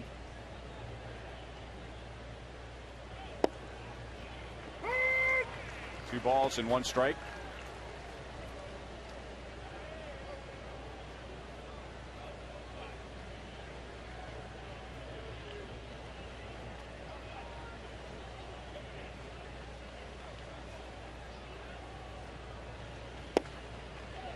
Good fastball at the knees. 2-2. Not much Callaspo could do with that pitch. No, he couldn't. This last at bat, he had a fastball away and up a little bit. He slapped in the left field, but these were down the middle of the plate, middle end to him, and he hadn't turned on one yet. Still 2-2. Look now at 100 pitches in fewer than 5 innings.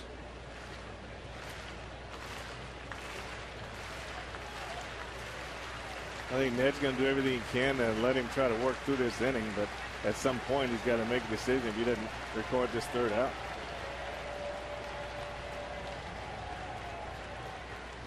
Hunter runs, and it's grounded to the left side, and there is nobody there.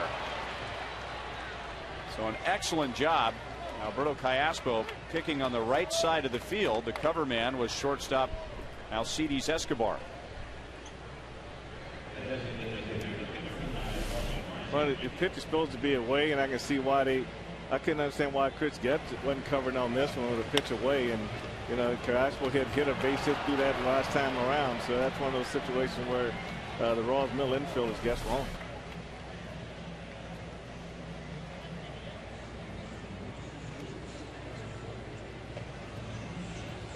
Yeah, that's one part of the field, Ryan, that you can't really run from the bench. Those guys in the middle of the field, they've got to be able to see pitch location, type of hitter, situation, then make the coverage call based on all that. But you know, you look at the fact that Callaspo hit a base hit through that hole last time on a fastball away. Then on this time on a fastball away, you had Escobar covering second base, and he was able to slap a little ball through the hole there. So it's the job of the shortstop and the second baseman before every pitch to communicate who's going to cover, but sometimes they can make that decision too soon. They have to make it before the pitch. You can't make it until after you see what the pitch is and what the location of the pitch is, and then you make the call. They have a lot of decisions to make. They have to make decisions on if the guy gets picked off, who's going to cover, ball back to the pitcher, who's covering, a ball over the middle, who's going to go first, who's going to be the backup guy. So that's where the communication up the middle is really important. Russell Branyan has struck out and grounded out. Third base umpire is Lance Barksdale. He says no swing, and it is 1-1.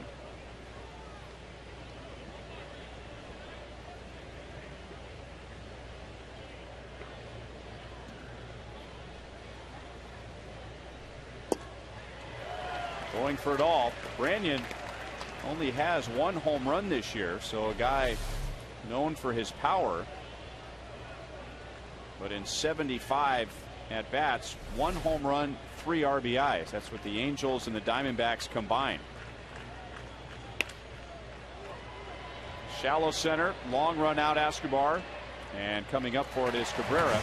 Inning over, the Angels add a run to make it a 2-run game.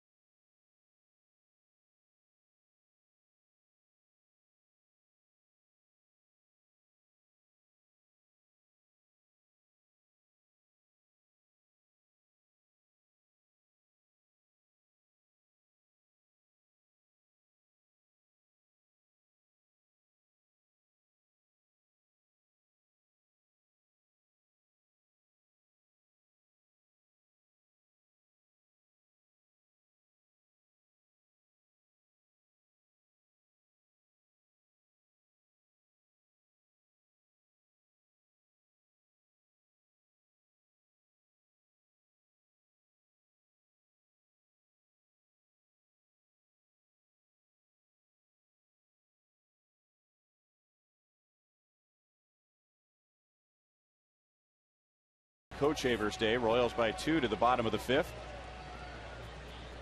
There is nobody warming up right now, but normally that's the unofficial or maybe official sign that a pitcher is done for the day. I would say that would be very official, unless very rarely they go down there and say, hey, way to pitch out of it. You know, right now he's gotten him through 5 and he's kind of thinking about the game now. Even though the bullpen's got a lot of outs to cover, he feels pretty confident that it's time to turn it over to the bullpen. 1-1 on Billy Butler. 2 strikeouts against Irvin Santana so far. You have to wonder if Billy is really thinking about the pitches inside. Everything's been away. He's been chasing some bad pitches away, and you refer back to the 2 pitches that hit him earlier last year, and then earlier in this season they pitched him inside, and now everything today has been away. So you wonder if that inside fastball is something that Billy has on his mind.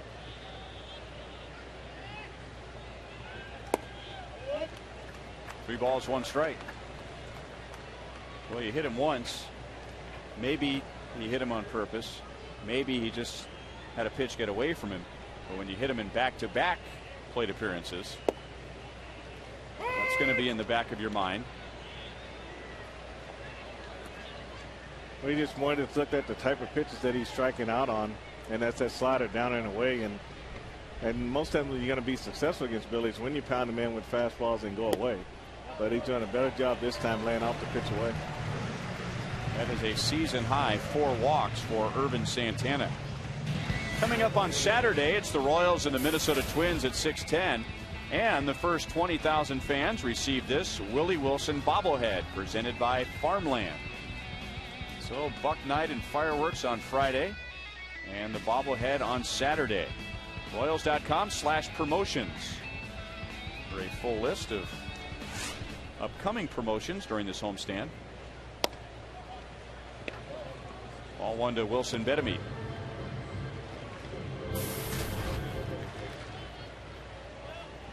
Infield single in the first inning. Betemit struck out in the 3rd.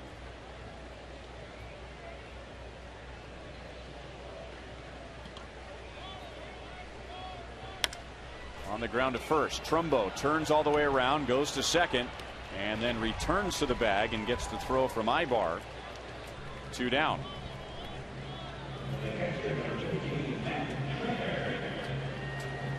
Today's You Call It question presented by Sprint on this Memorial Day. And 61% side with Frank. Yeah, well, from a fan perspective, it starts the season. And everything they've read about during the winter, they get to see on opening day.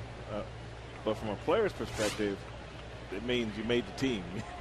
You get to go out there and have the fans cheer for you on opening day. That's pretty cool.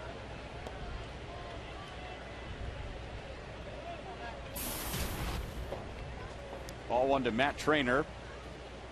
He is 0 for 2.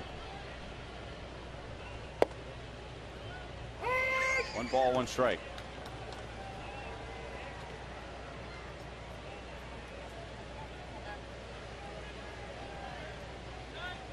Santana gave up 3 in the first, 3 in the second. Now working on his 3rd straight scoreless inning. And he's 1 strike away from that.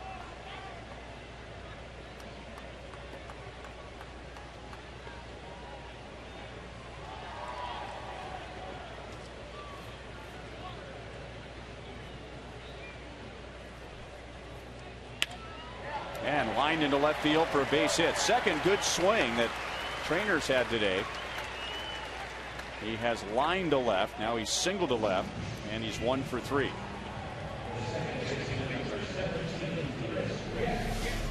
You see this pitch is supposed to be down and away, and Santana left his pitch up in middle land. You can see where Conger's sitting down and away. Pitch goes up middle, gets your base hit.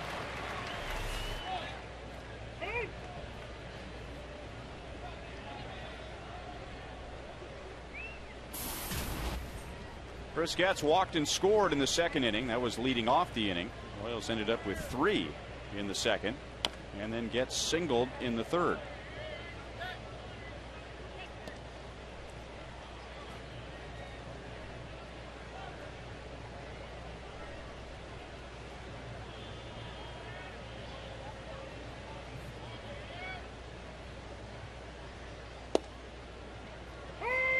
balls, 2 strikes. If Ned Yost was going by the matchups today against Santana, this matchup I'm sure was appealing to him. Gets his 8 out of 17 in his career against Irvin Santana. Still 0-2.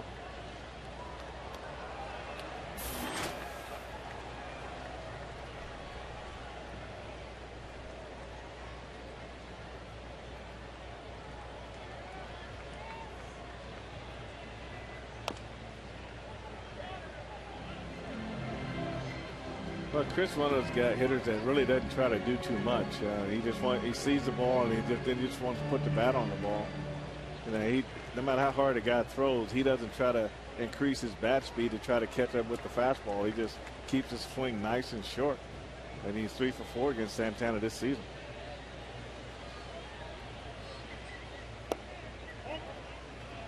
Outside, 1 ball, 2 strikes.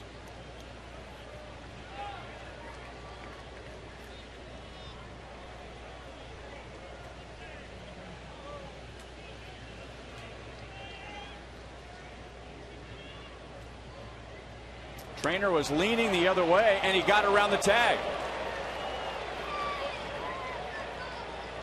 Well, that's one you might be able to blame on the first baseman, and rather than staying on the base and waiting for the throw, he comes off the base, and then by the time he reaches back, then it's too late. It's almost like he thought the ball was going to go behind him and and then when he jumped for it, that just took the play right away. A lot of times when you're right-handed first base, when the ball goes back, you just go ahead and just spin all the way around rather than having to try to come back to the inside. So just go ahead and follow the throw around, and you got a better chance of trying to make this play.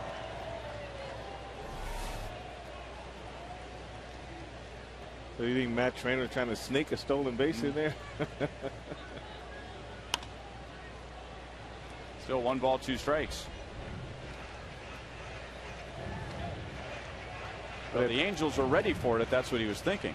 Yeah, that throw initially looked like Trumbull came to meet the ball versus where that throw was. So that wasn't a good pickoff throw by Santana to first base.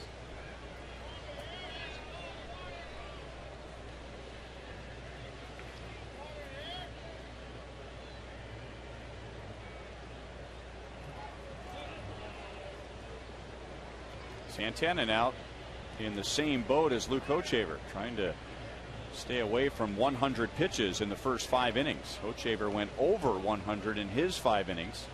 This is number 98 from Santana. It is hooked into the corner, and it is foul. Well, we're not sure where Chris gets his foul all of a sudden, right? But he's turning on good fastballs and pulling them with some distance.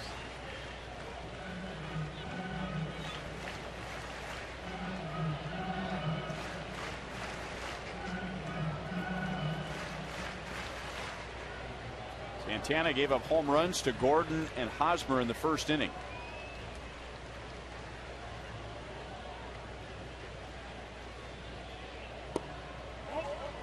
Two and two.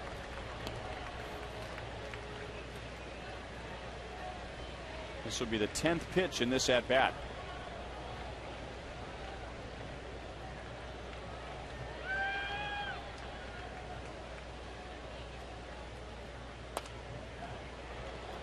Still 2 and 2.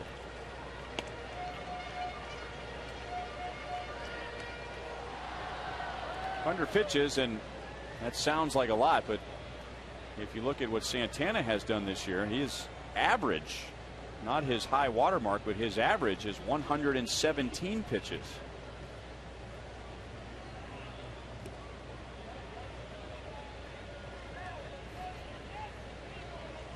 Of course, that 117 pitches goes along with a 6-inning average. Today, he's just trying to get through 5. It's a ground ball that is cut off by his Turris, and that's the inning. Go to the 6th. Royals lead 6-4.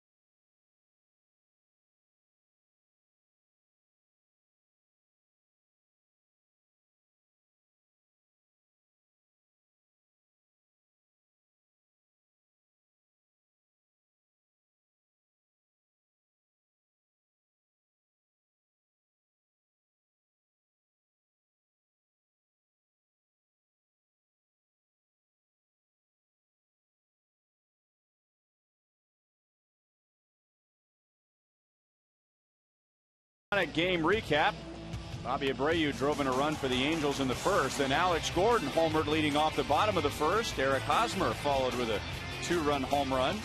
So 3 in the first, 3 in the second. Hosmer strikes again with a 2-run double. Jeff Francoeur with a sac fly. The Angels in the third scored 2. Bobby Abreu and Alberto Callaspo driving in the runs. And then Torrey Hunter in the fifth. So in what was a 6-1 Royals lead, now 6-4, and it's Greg Holland on for the sixth.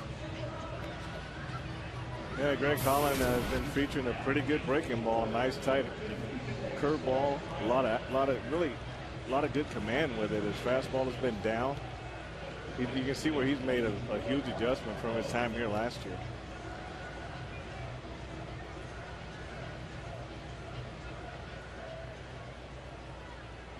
He will get Mark Trumbo, Hank Conger, Peter Borges, 7, 8, 9 hitters. Trumbo 1 out of 2 against Hochevar.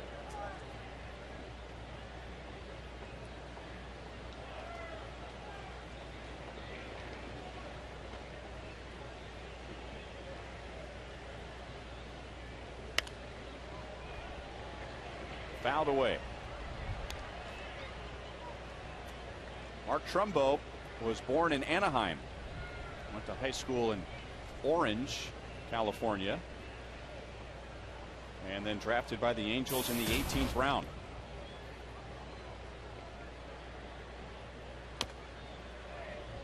No balls, 2 strikes. Getting a lot of playing time at first base. The injury to Kendrys Morales was a year ago.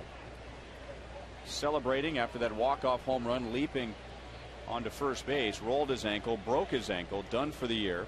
And he has recently had a second operation on that ankle, and he will not play this year. The Angels, in his absence, have used 10 first basemen. Ankles support so much of your weight in this game, and all your cutting and running, everything you do, you need your ankles to be part of it. And I mean, for a guy who's having such a great year, a great career, he's off to a great career, and he's going to miss almost 2 years of baseball. Good start for Holland as he strikes out Trumbo.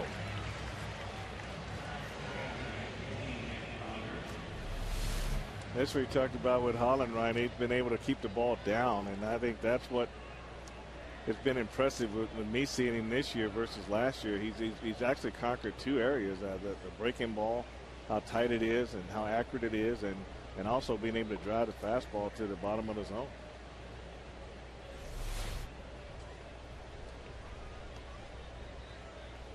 And now Hank Conger,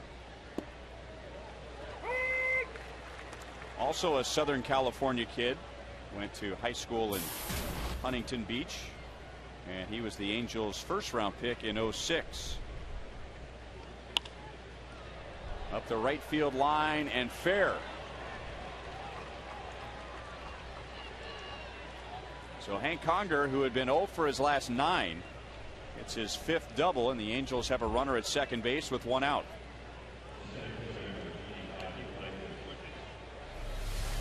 It really didn't get all of this pitch. It got above about the trademark. It didn't really sound that well, but just well placed. And then down the line, it gets all the way down into the corner, and that's a sure double when it does that. And Conger looks like he runs pretty good for a catcher. Where's Duke? Uh-oh.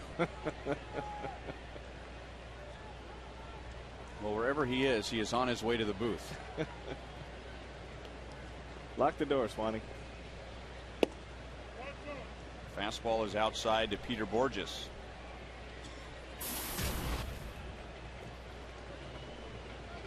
Borges has grounded out twice in the 4th inning. It took a diving play by Bedamit at third.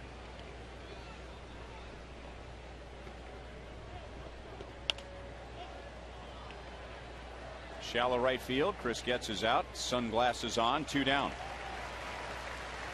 Today's copyrighted telecast is presented by authority of the Kansas City Royals and may not be reproduced or retransmitted in any form. And the accounts and descriptions of this game may not be disseminated without the express written consent of the Kansas City Royals Baseball Corporation. Ryan Lefebvre with Frank White, Joel Goldberg, producer Kevin Shank, director Steve Kurtenbach, associate producers Al Broughton, Sam Abramson. The producer of Royals Live is T.J. McGinnis. And now Everett Tieford warming up behind Holland. That might be for 2 batters down the road. Bobby Abreu.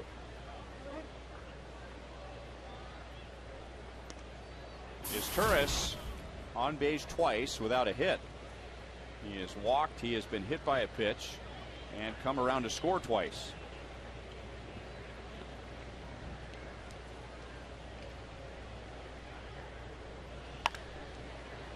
In the air to right field. Jeff Francoeur zeroes in and makes the catch. So it's a harmless double for the Angels against Holland in the 6th.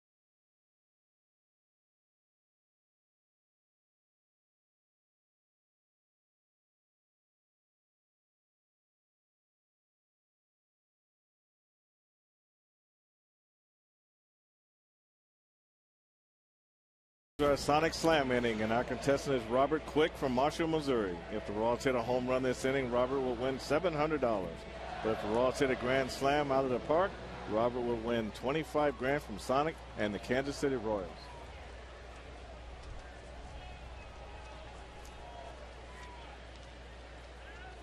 Urban Santana with 101 pitches stays on for the 6th inning. The Angels have been throwing in their bullpen, so they're ready for a change. Escobar, Gordon, Cabrera coming up. Alcides hit by a pitch, came around to score in the 2nd inning. He's also popped out to first. And he's down quickly. No balls, 2 strikes.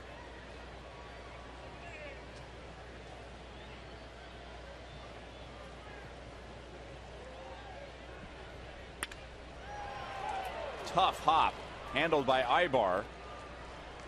So another slick fielding shortstop in this series. And Ibar throws out Escobar. Coming up on Sunday, it's a Sunday family fun day. The Royals and the Minnesota Twins at 1:10. And the first 8,000 fans 14 and under will receive a Slugger Kids pillowcase presented by Fox Sports Kansas City.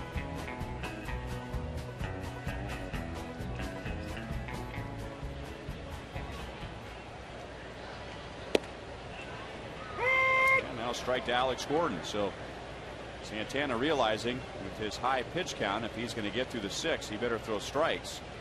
And he's been on target with his first 4 pitches. He's had trouble with Alex today. Santana's first pitch was drilled over the wall in center field. Alex with his 6th home run, make that 7th home run. Alex walked and scored in the 2nd, and then a base hit off of Santana's right leg in the 4th.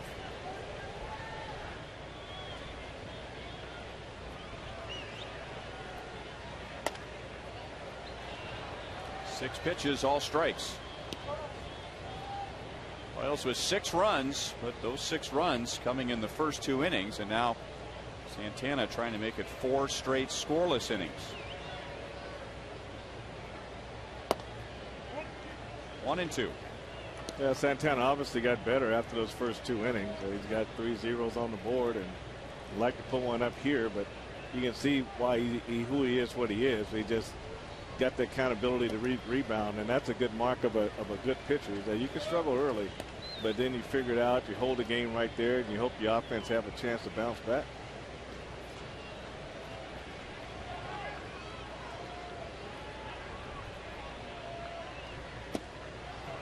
Off speed, Alex out in front. 5 strikeouts for Santana.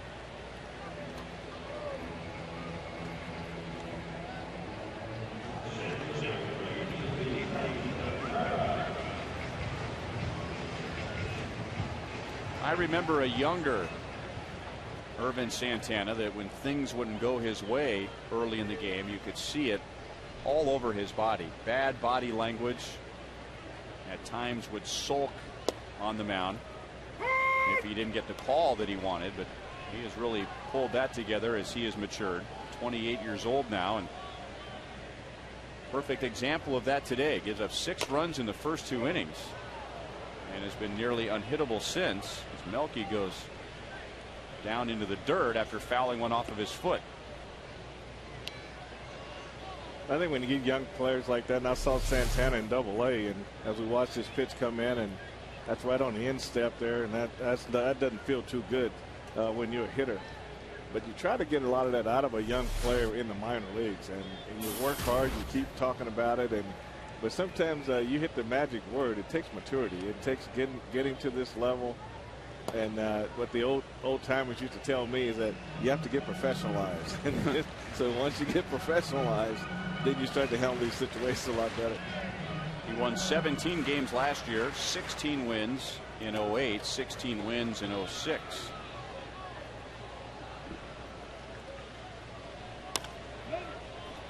Big bounce to Trumbo. He'll have to get it to Santana. Close, but out at first. So it is 4 straight scoreless innings for Santana after giving up 6 early.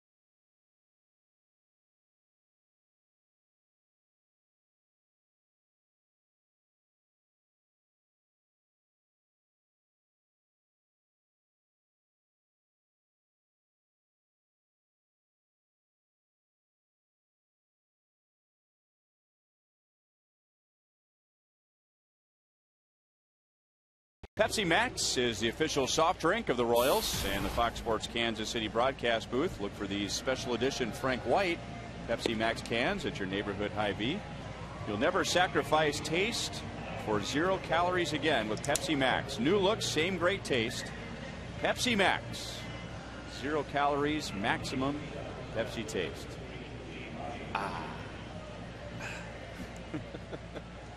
Chevy called to the bullpen, and Everett Tiefert is on for the 7th. Luke Hochaber went 5, gave up 4 runs. Greg Holland just turned in a scoreless 6th inning, pitching around a 1-out double. Tiford will get the Angels 2, 3, and 4 hitters. And he's way outside to Eric Ibar.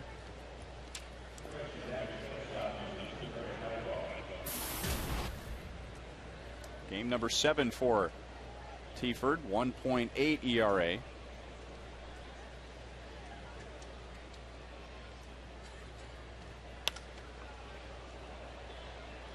One and one.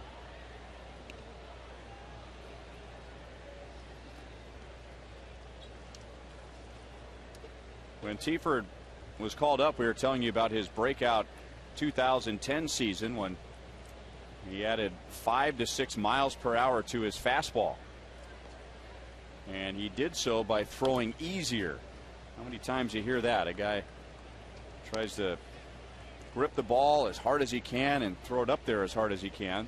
That doesn't necessarily light up the radar gun, and Tiford scrapped that approach, took a more relaxed approach last year. The velocity went up, the winds went way up, and a year later here he is in the big leagues. He won 14 games at Double-A last year. Melky runs into left center field to retire Ibar, 1 down in the 7th inning. Ryan, when you think back to when you were playing baseball in Little League and college especially, and when you got into minor leagues, and whenever you tried to come up and throw a ball as hard as you could throw it, what happened? Either going to bury it in the ground or you're going to throw it too high. And just finding that happy medium in there where you can catch and release and have the same velocity on the ball but more accuracy too. And that's kind of like pitching. You try to overthrow and you bury the ball down in the ground or you just throw it too high.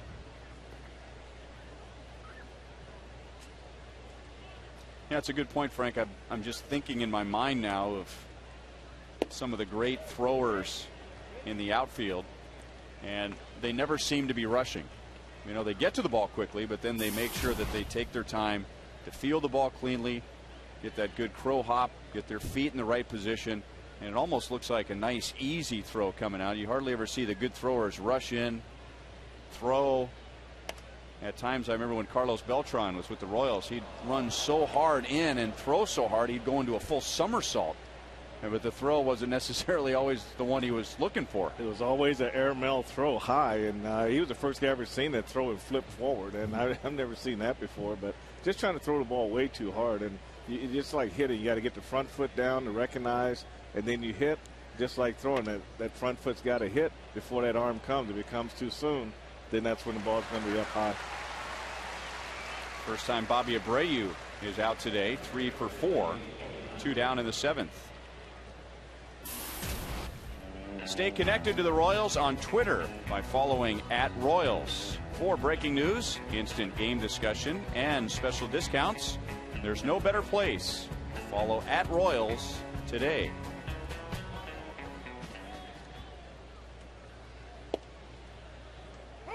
So a good start for Tiford, 2 up, 2 down, and now Torrey Hunter, 1 out of 3, singled with 2 outs in the 5th inning against Luke Hochevar and drove in a run.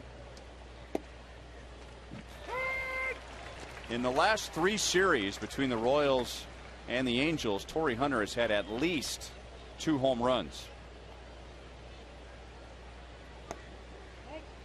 1 ball, 2 strikes.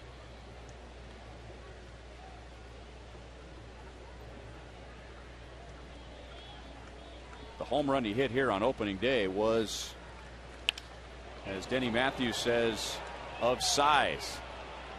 That's not my fault. 6-5 Royals in the 7th inning. Torrey Hunter hits his 7th of the year.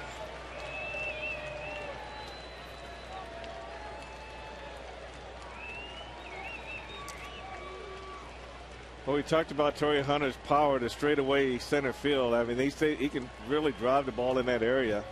And he gets a pitch here from Tiford and really parked it in the center field bleachers out there. You can see what his pitch is up, out over the plate, and he really got through this ball very well. He knew right away he's hit enough of them that this ball is going to be out of the ballpark. That is his 30th career home run against the Royals, which is the most for him against any American League team, which makes some sense. All those years with Minnesota, playing the Royals in 6 series per year. And this year, The Royals see the Angels 3 times. Normally, you will see, oh, nice catch by Royals super fan Chris on that foul ball.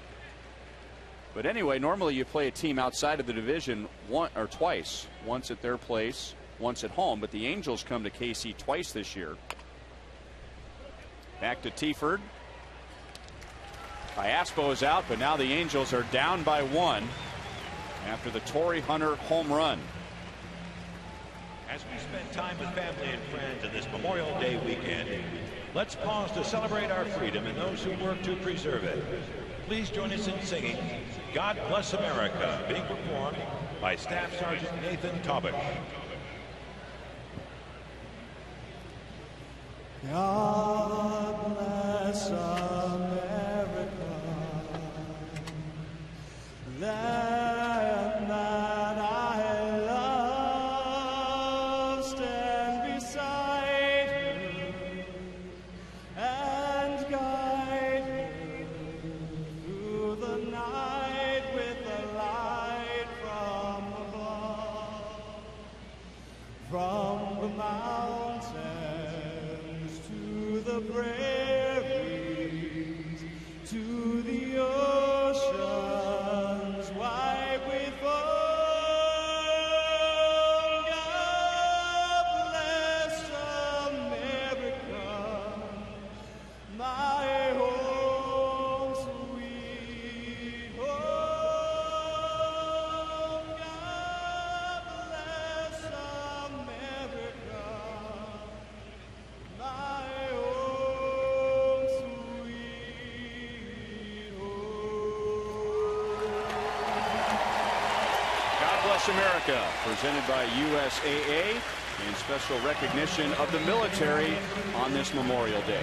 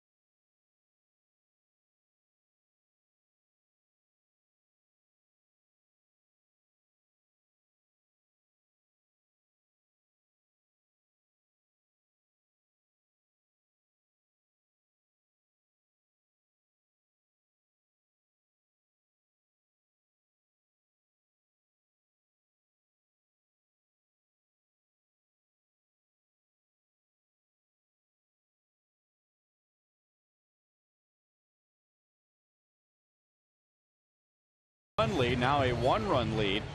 Bottom of the 7th inning. Irvin Santana is out, and this is Rich Thompson out of Australia, signed by the Angels in 2002. Eric Hosmer, Jeff Francoeur, and Billy Butler in the bottom of the 7th inning. Royals scored all 6 runs in the first 2 innings. Hosmer has driven in 4. So that's the second time for him in the last 4 games. He has driven in 4 runs, a career high. 2-run home run in the first, 2-run double in the second.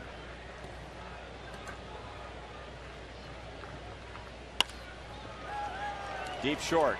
Ibar got him by a couple steps.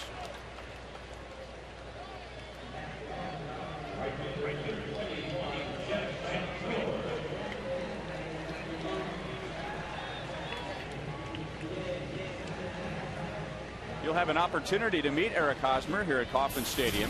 He'll be signing autographs at the Majestic Team store this Saturday from noon to 1 p.m.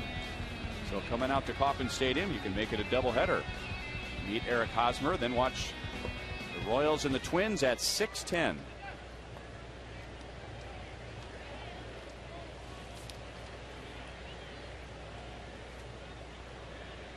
Jeff Francoeur 0 for 2. He drove in a run with a sacrifice fly in the second inning. His 30th RBI of the year. 1 ball, 1 strike.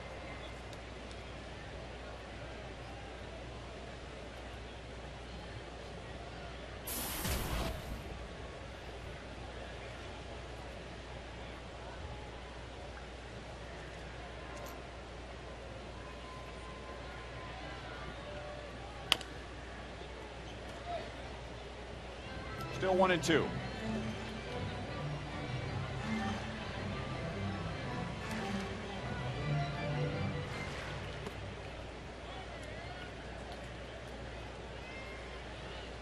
Rich Thompson out of Sydney, Australia.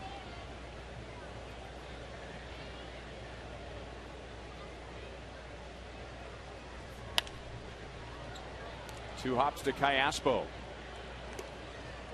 So Thompson has gotten 2 ground balls, and that'll bring up Billy Butler. Every now and then we'll see a player get to the big leagues from Australia. It is still not a big sport over there.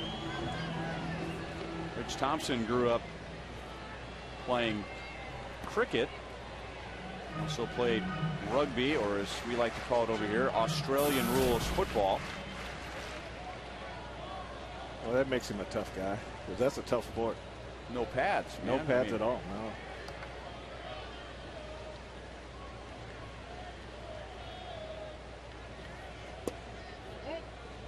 One ball, no strikes. Billy has walked and struck out twice.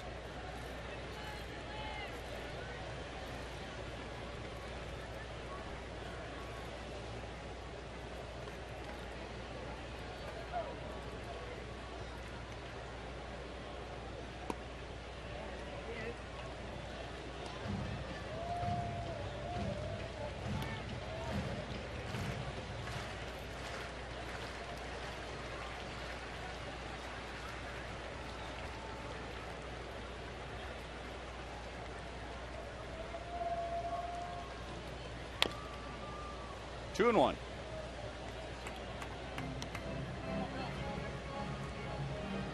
Royals getting ready for the top of the 8th inning, and it looks like it'll be Lewis Coleman.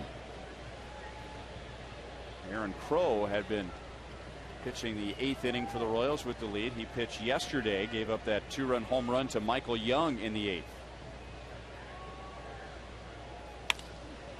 Right center field, base hit for Billy Butler.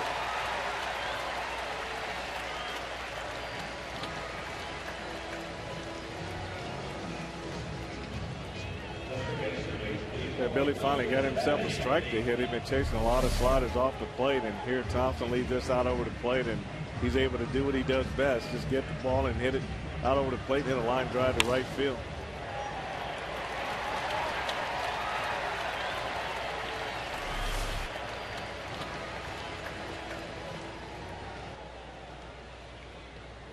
Now Wilson Betemit 1 for 3, an infield single in the first inning. He's hit in 6 straight games and batting at .312.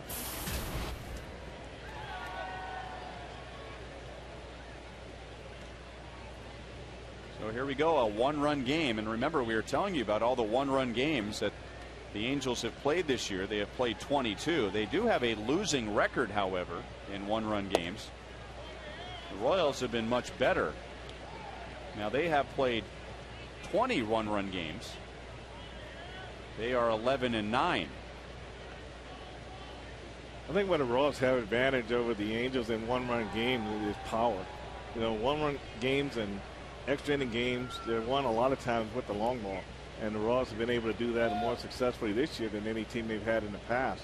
And you go down to the last inning, you've got Gordon and Cabrera and Hosmer and Butler and Francoeur lined up. All those guys are capable of hitting a home run late in the game to win it for you.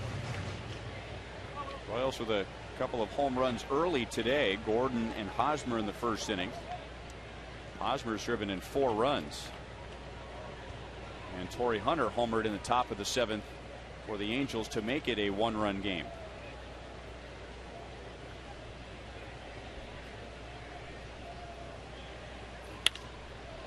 That is past Trumbo down into the corner. Hunter hustles to the ball. Eddie Rodriguez is going to wave home Billy Butler. Here's the relay to the plate. He is safe.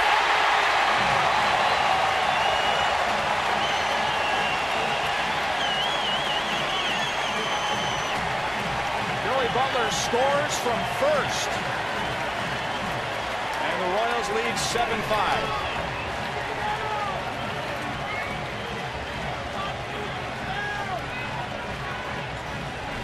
That's a huge run for the Royals right here this late in the game. And Benjamin gets his ball inside the bag, inside the Trumbo, and this ball goes all the way down into the corner. You can see Billy, good turn at second base, and he's been waved all the way. No hesitation at third base, and he knows he's got to get in there.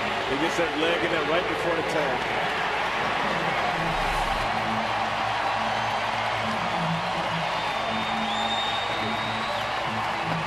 And the crowd wants to stand it up.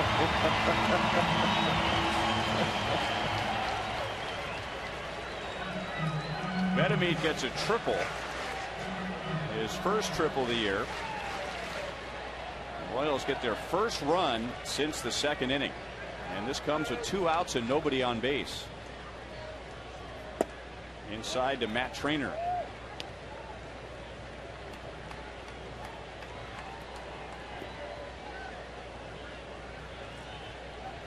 Trainer's had good swings, 1 for 3. A single to left, also a line out to left.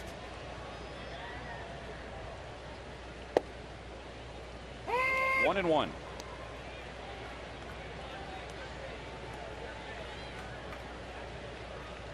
You know, a lot of times when you got a guy that doesn't run as well as Butler, you know, Butler's not a fast runner, so you see a ball down in the corner. I think instinctively in a base runner's mind, they're going to get held up there at third base. But the way the Royals have been going about being aggressive on the bases, you knew right away that Billy was going to have to try to score with 2 outs. And Eddie Rodriguez never did hesitate in sending Billy to the plate. So that's got to be the longest run Billy's made in quite a while.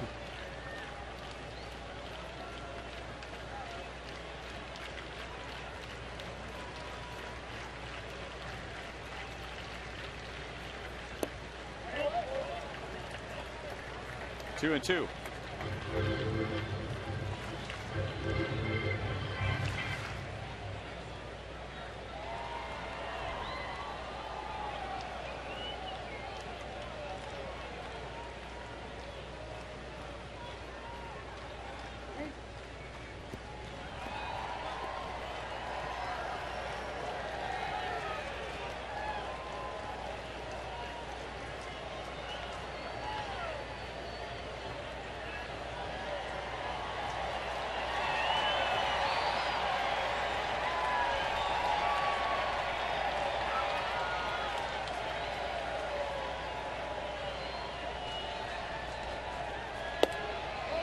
Just missed the corner. 3 and 2. Chris Getz is on deck.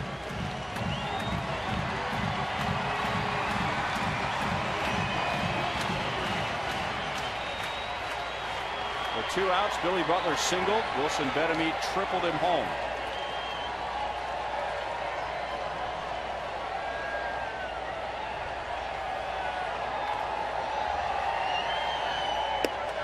And a walk.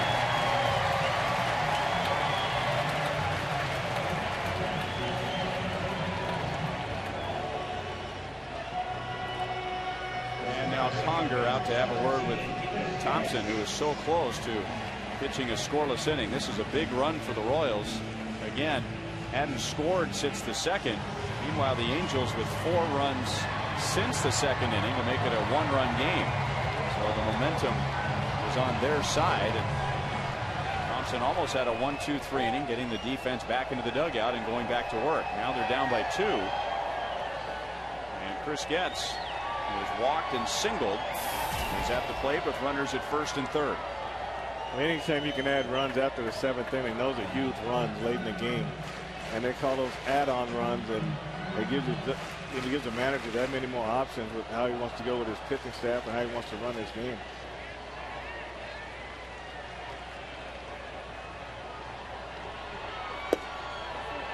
A little bit inside, ball one.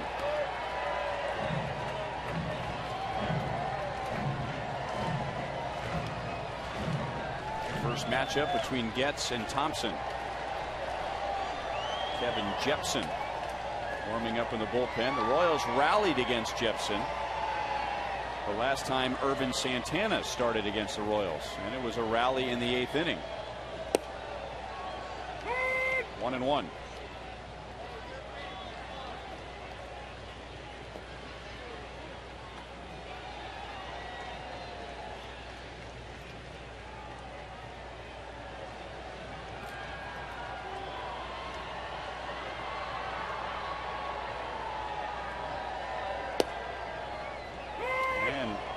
Called at the knees. 1 ball, 2 strikes. Gets walking away in frustration, maybe feeling that was a little low. But it was in the strike zone according to Fox Tracks. First and third, 2 outs.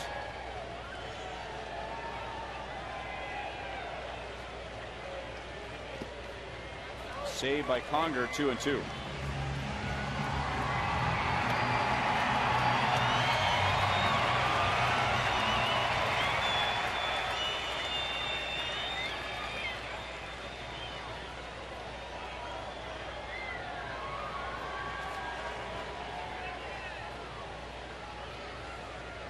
Yeah, take a look at that. Trumbo normally would be behind the runner at first base, Ryan, with two strikes, but he's in front.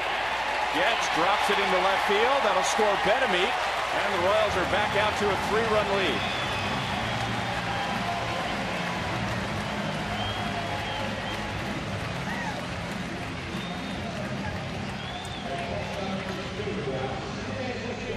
And this is what we typically see from Chris Getz right here. There's this type of base hit in this general area of the field.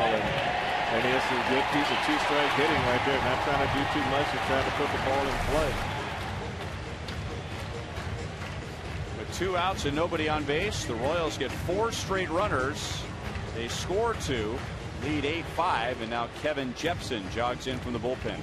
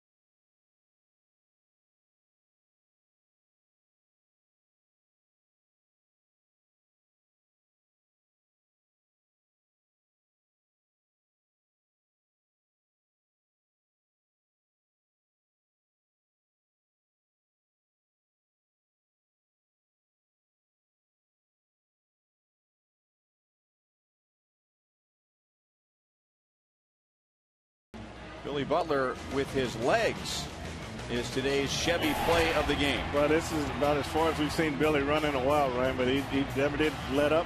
He made good turns, and he didn't even try to hesitate at third base. He knew he was going to try to score on this play all the way, and Jets gets in the head of the throw.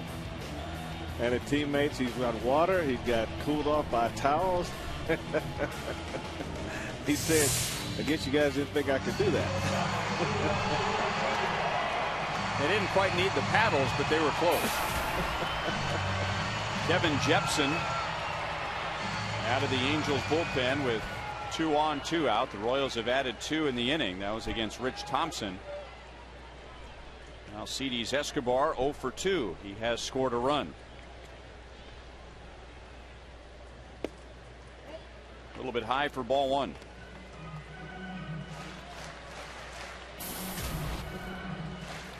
Escobar just 158 on the last road trip. And 0 for 2 today. That drops him down to 222. Ahead in the count, 2 balls, no strikes.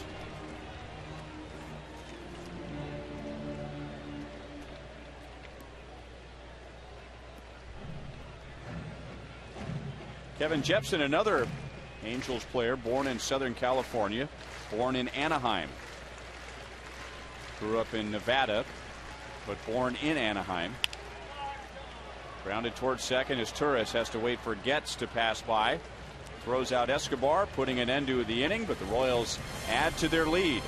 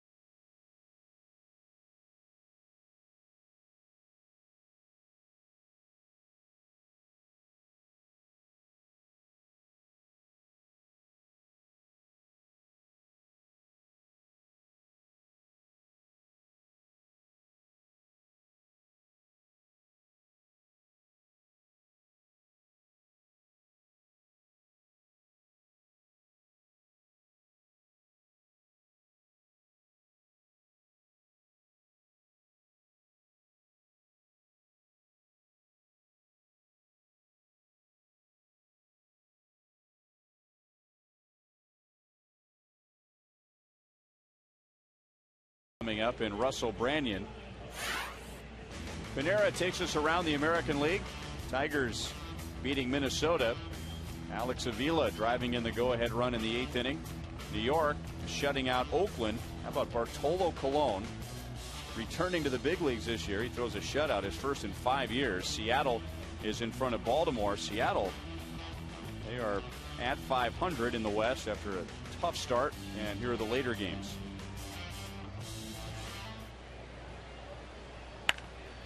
Russell Branyan pulls it past first base coach Alfredo Griffin.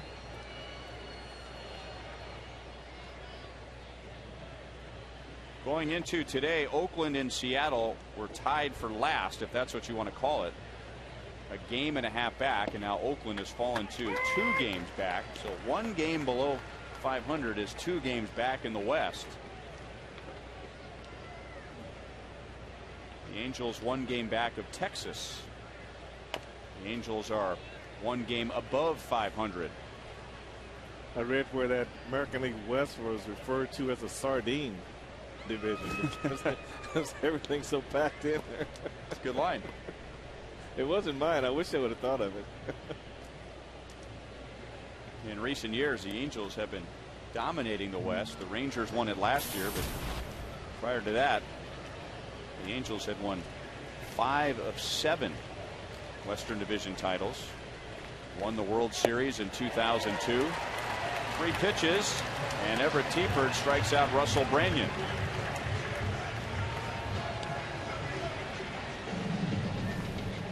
He pitched Branyan pretty tough here. This curveball is right on the outside corner. You know, when Teaford stayed in to face Branyan, I thought that he'd stay in order to get down to Conger, but he's a switch hitter, so that's right. Ned just wanted to stay in and get that one left-handed hitter and then come in with the right-hander. Teaford wants to hang on to that ball because it's his first major league strikeout. Ned says you go right ahead. Coleman comes in.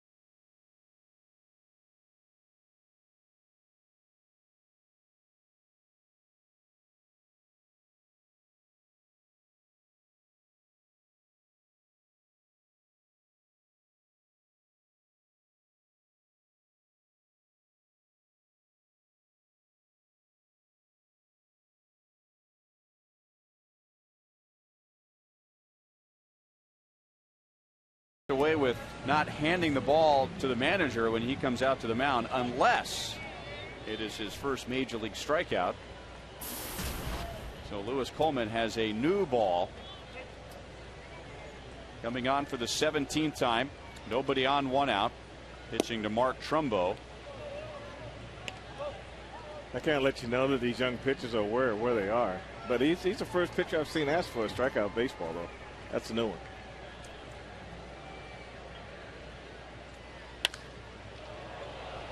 Left field.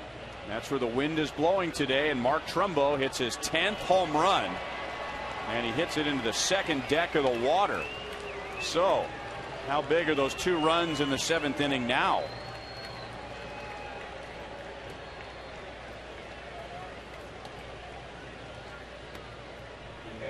Well, we got a chance to see what kind of power Trumbo does have. I mean, this ball was not only far back in the waterfront, this ball was high. It's a good pitch down, but it's middle in, and that's almost like a golf shot, and he gets through this ball, Ryan, and this ball just travels way back up in the water, second tier.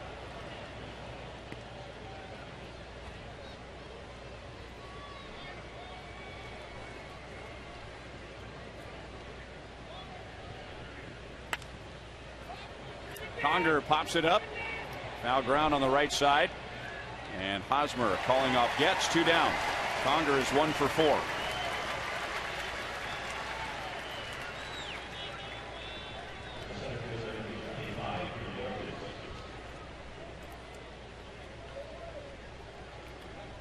Game 2 is tomorrow at 7:10. Jeff Francis against Joel Pinheiro. Ivy Royals Live begins at 6:30. And then the final game is Wednesday afternoon, and that starts at 3:10. 0-1 on Peter Borges. Royals are beginning their longest homestand of the year as far as games go. They'll play 11 games in 11 days. Later in the season, they will have an 11-day homestand, not as many games. Royals have the 3rd most wins at home this year with 17. The Angels have the most wins on the road in the American League with 15. Angels for 3, the Twins for 4, the Blue Jays for 4.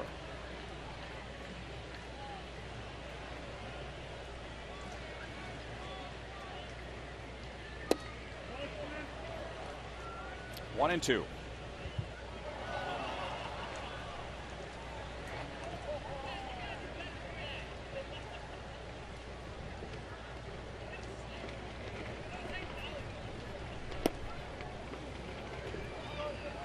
Two and 2 on Borges, who is 0 for 3 today.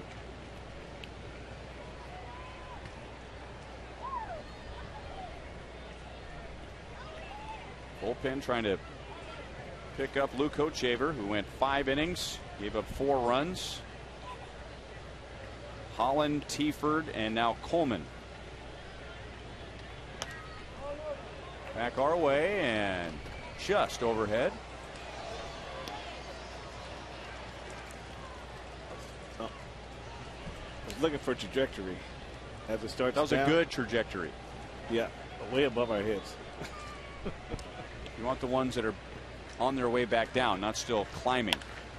Borges into left field. So he hits that into the Royals bullpen. 2 home runs for the Angels in the 8th, and we're back to a 1-run game. Peter Borges hits his 3rd of the year.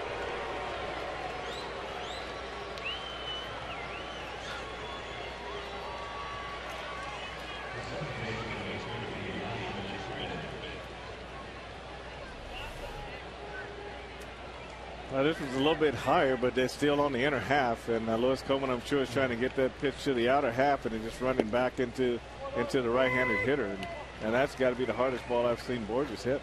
Well, you got to give the Angels credit for hanging in there against Coleman, who would be very difficult to hit for a right-hand batter. And remember, this is the first time the Angels have seen Coleman. Coleman was in AAA when the Royals and Angels began the season here at Kauffman Stadium, but both Trumbo and Borges, right-hand batters, hanging in there and hitting impressive home runs to left field. Well, it made it pretty easy too, because they've been on the inside part of the plate. If they'd got them to the outer half, it makes it more difficult with a guy like Coleman, because if he holds you back and you leave it on that inner half, you still can get that maximum swing, and he made 2 mistakes right there. 2 runs scored for Izturis. And now he hits one high in the air to right field. The wind will knock this one down. A crosswind into the glove of Jeff Francoeur. Royals coming up in the 8th inning. Alex Gordon will lead off. He led off the game with a home run in the bottom of the 1st. Eric Hosmer in the 1st hit a 2-run home run.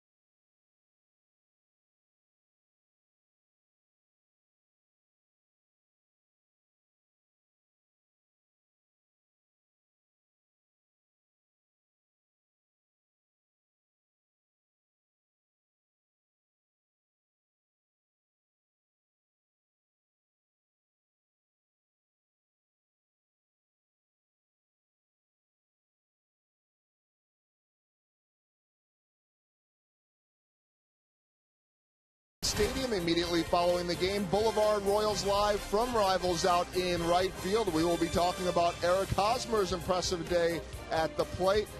And might we see Joakim Soria again? Jeff Montgomery, the Royals all-time saves leader, on hand for some analysis, reaction, and we'll take your questions. You can text them in at 432-432 space keyword live. That and much more coming up on Boulevard Royals Live. Ryan? All right, Joel, it's the top of the order for the Royals in the bottom of the 8th, and there is Joakim Soria getting ready for the 9th. Kevin Jepson stays on, and Alex to left field, medium deep, didn't quite get it, and Abreu squeezes it with 2 hands. 2 hits today for Alex, including his 7th home run in the 1st inning. Jepson got the final out of the 7th, and I'm sure nobody feels worse right now than Rich Thompson, Angels right-hander, who came on in the 7th inning, got the first 2 outs. The Angels had just drawn to within 1. But with 2 outs and nobody on, the Royals got 4 straight runners, scored 2 runs, and now that's huge because the Angels just hit 2 home runs in the 8th inning to make it a 1-run game again. Well, Ryan, you hear managers talk all the time about add-on runs. No matter what the score is, you add runs in those last 9 outs, then it's going to usually pay dividends in the end. And in this case, those 2 runs the Royals added right now that gave them a 1-run lead.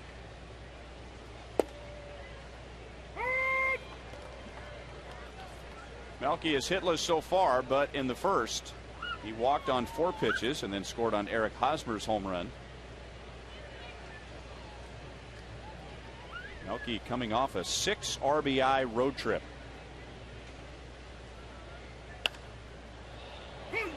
One and 2.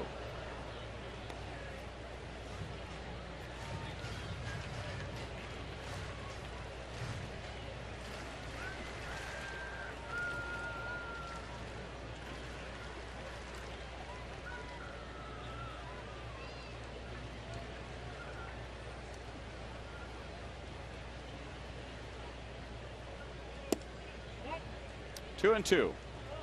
Oh, he just got done with a season series with the Rangers and all the home runs that were hit there in Texas. This is game number 4 between the Royals and the Angels, all played in Kansas City. And in the 4 games, the 2 teams have hit 20 home runs. Over the mound is Turris, tried to grab it with his bare hand. He knew he was running out of time. That could go as an infield single. And it is. Melky's first hit today. But Ryan, I tell you, whether he has time or not, this is definitely a glove baseball. I mean, you backhand the ball with 2 hands with this glove, and now you got a chance to make a play. You try to bare hand, you have no play at all. And I tell you, pitchers, that's a cheap hit for the pitcher right there. You get in your glove, throw to first. If he beats it, that's a base hit. But when you don't make a play at all, then that's not good for the pitcher. Now Eric Hosmer, 2 hits, 4 RBIs. To the left side, Callaspo to second 1. And the Angels turn a double play. So the Royals send just 3 to the plate in the top of the 8th inning.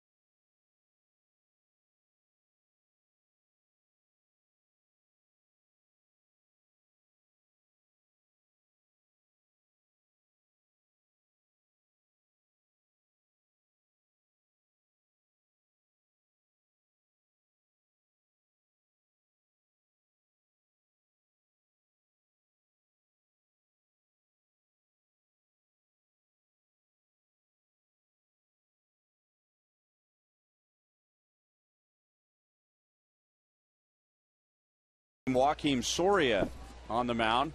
He has had his difficulties recently. 4 blown saves, including 1 yesterday. The Angels will send up Eric Ibar, Bobby Abreu, and Torrey Hunter.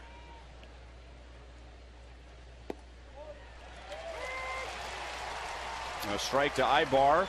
0 for 2 with a run scored. Let's go to Joel.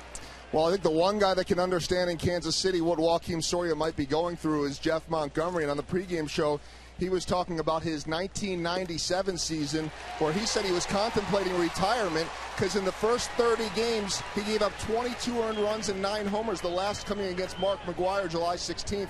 From that point on, 25 final games, 1 earned run, no homers. He was throwing simulated games against guys like Carlos Beltran, took a little bit off of it as that bat goes flying and gets the strikeout, but he said he took a little bit off, just like you guys were talking about before, not trying too hard, not throwing too hard. He was healthy, he found things, and from that point on, he was the Jeff Montgomery we all remember, guys.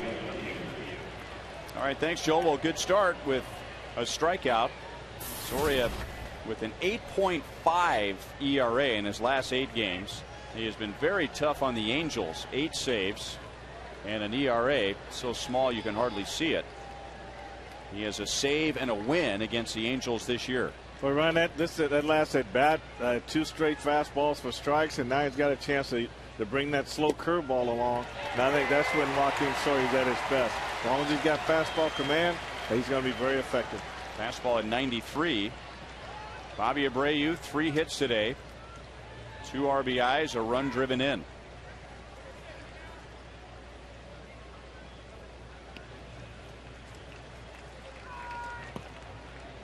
One and one.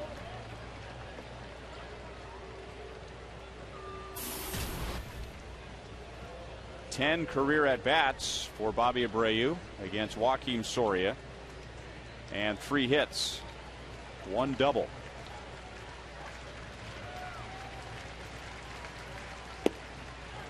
Two balls, 1 strike. Soria is the 5th Royals pitcher today. Lou Coatshaver, 5 innings, gave up 4 runs.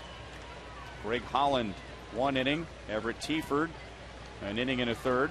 Lewis Coleman, 2/3 of an inning. And now Soria. 2-2.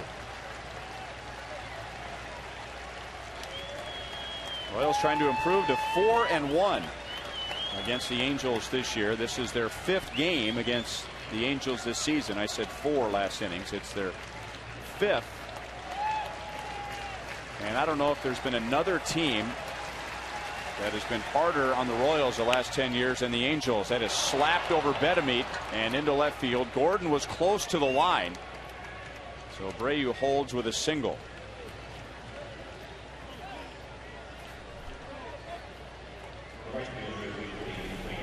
That's really a good piece of hitting by Abreu. This pitcher had him fooled, and he just sort of stuck his bat out there and just got this ball over Wilson Betemeet at third base. But everything was geared to pull, and the pitch away just strong enough to stick the bat out there. Before the Royals took 3 out of 4 from the Angels had won 20 of the previous 25. And they are very much at home at Kauffman Stadium. They have won 27 of their last 37 here. But it's been a different story this season. Wow. 2-0.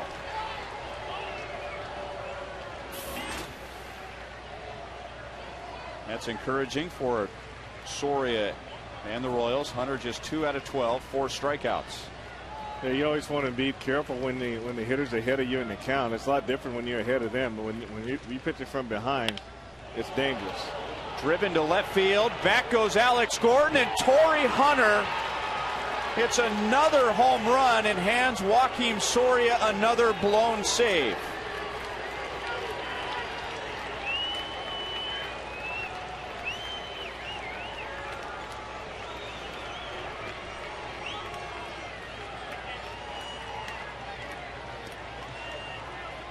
So Hunter takes care of it in the first game of the series, but now you can make it 4 straight series between the Royals and the Angels where Hunter's had at least 2 home runs. Brian, you talk about the success that Joaquin Soria's had against Torrey Hunter, but you know, Joaquin's usually pitching from a strength position, which is ahead in the count. When you get behind 2-0 and you got to come into the hitting zone, then a hitter like Torrey Hunter is definitely a lot more dangerous.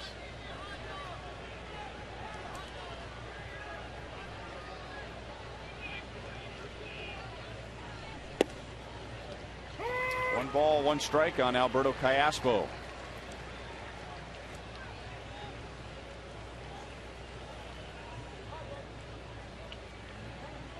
24,406 here today, and those still here are stunned.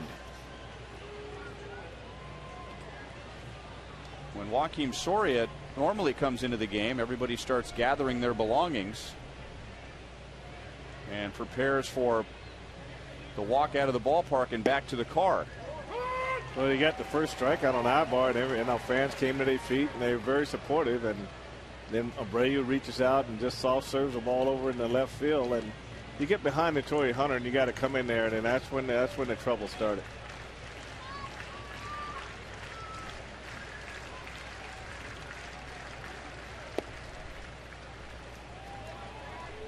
Five blown saves and 7 actual saves. Joakim last year was 40 out of 43. And that's hit hard into center field and drops in front of Melky Cabrera. Well, it looked like the old Soria right away when he struck out Eric Ibar.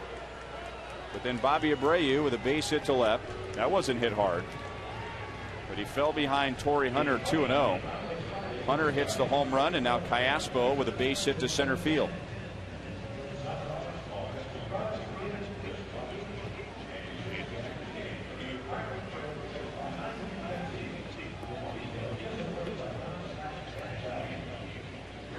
And now Aaron Crow warming up, and warming up quickly.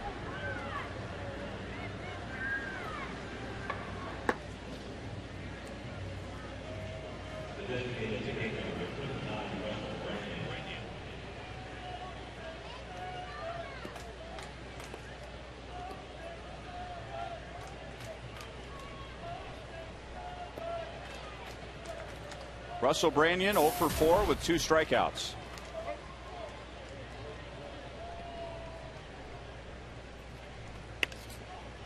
And now he drops one out into shallow left field.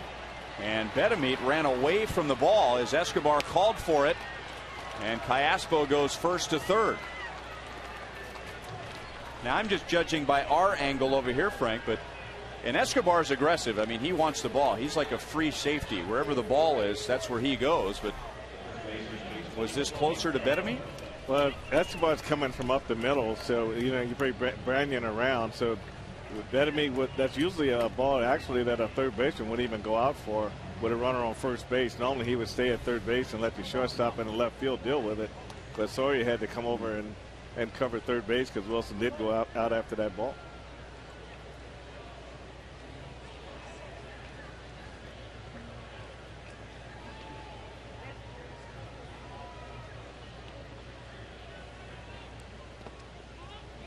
Blocked by Trainer.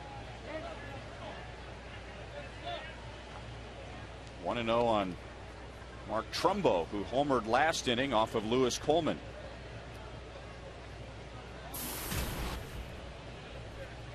Joakim Soria hasn't had an actual save in 10 days. That was on May the 20th against the Cardinals, game 1 against the Cardinals. And now Betemeet boots it. A run scores to make it 10-8. And the Royals didn't just lose 1 out there, they may have lost 2 outs. Well, that's when you don't really have to get in a hurry. You back up on a ball and you just want to make sure you get an out at second base. You try to be too quick, and that's when you mishandle. You got Brandon running down from first base, and you turn it head before you get the ball in your glove, and that's where that mishap comes from.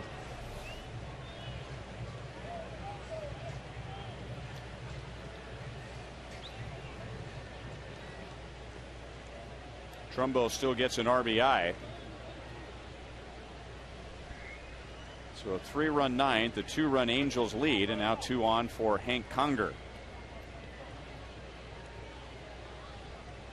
Anyway, just to finish the point, the last actual save for Soria was May the 20th, game 1 against the Cardinals. So we're talking about 10 days. The save prior to that was a month ago, or a month before that, April the 29th. So since April the 29th, 1 day over a month, Soria has 1 save.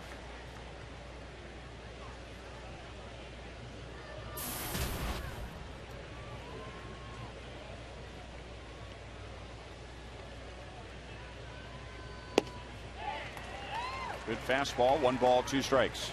You know, Joaquin has been allowing runners to get on either by walk or by base hit, but it's not like the teams are getting a series of base hits in a row against them. It's usually been a walk and a home run, or a base hit and a home run. So the long ball has really hurt him in this stretch that he's going through.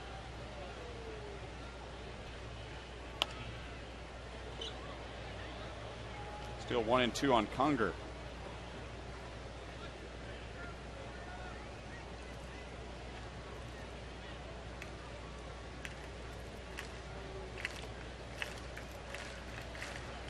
With 1 out, and that first out was against the first batter. 5 straight have reached. 3 singles, a home run, and an error. 2-2. Soria popped the glove there at 94. Well, I think he's fine. I just think that just from a location standpoint, he's just been off. And I think we saw a pretty good idea when he faced Ibar. 2 fastballs on the outside corner, and he came back with a slow curveball, got a strikeout. But just being able to throw it, mixing all of his other pitches by getting ahead with his fastball has been a problem.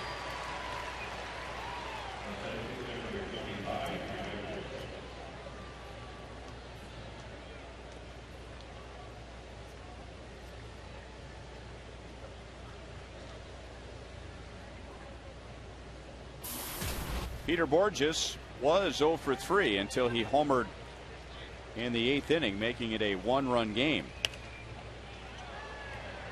You know, another thing I've noticed too, Frank, and it kind of plays along with the lack of command that Joaquin has had compared to the past, is when he first came onto the scene, I mean, he was 0-1, 0-2 on everybody. They were trying to figure him out. Hitters were saying that they didn't see the ball well out of his hand, because a fastball like that, and you'd think, wow. And you look at the radar gun, it's 93. You're expecting to see 97 or 98. So they just, talking to some hitters too, just saying you just don't see the ball out of his hand. Well, it's been around long enough now that, you know, the word is probably out that you may not see it well, but you better see it well, because he's going to give you a couple fastballs early in the count. Well, that's true. And, you know, he's never had this kind of, he hadn't gone through something like this before. I mean, he's been so right on. And so now he's got to deal with adversity. We just have to see how well he can rebound from it. He strikes out the side, but the Angels scored 3.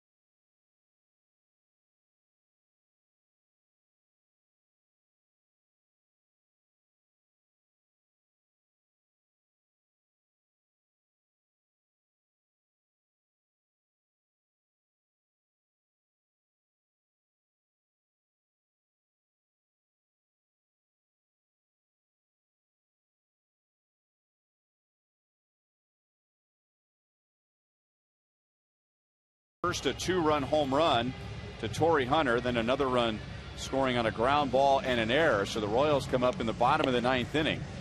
They trail by 2. The Angels have made a couple of changes. In left field is Reggie Willits, so he replaces Bobby Abreu. And on the mound is Fernando Rodney, who gets a chance to save a game. He was the Angels closer when the season began, but that didn't last very long. He got his first save against the Royals on opening day, but he was all over the place, and Rodney and the Angels just barely hung on.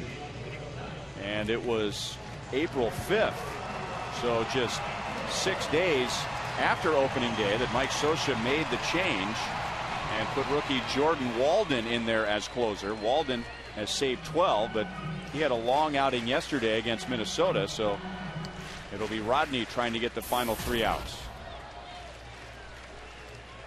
Well, with Fernando Rodney, it's just a matter of throwing strikes. You know, he can get behind and get a little wild, and he runs a lot of deep counts. But when he's on, he's got the stuff. He's got the 97-mile-an-hour fastball. He's got a great changeup.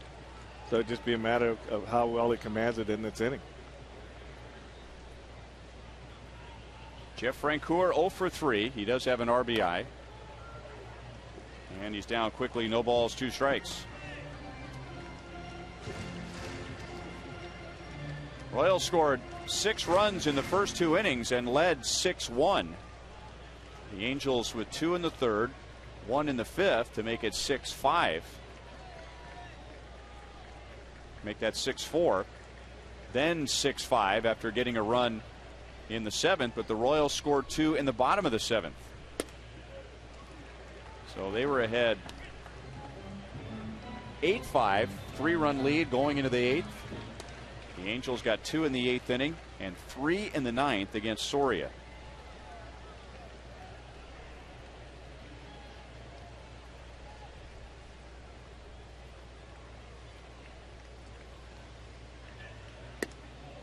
Two balls, 2 strikes.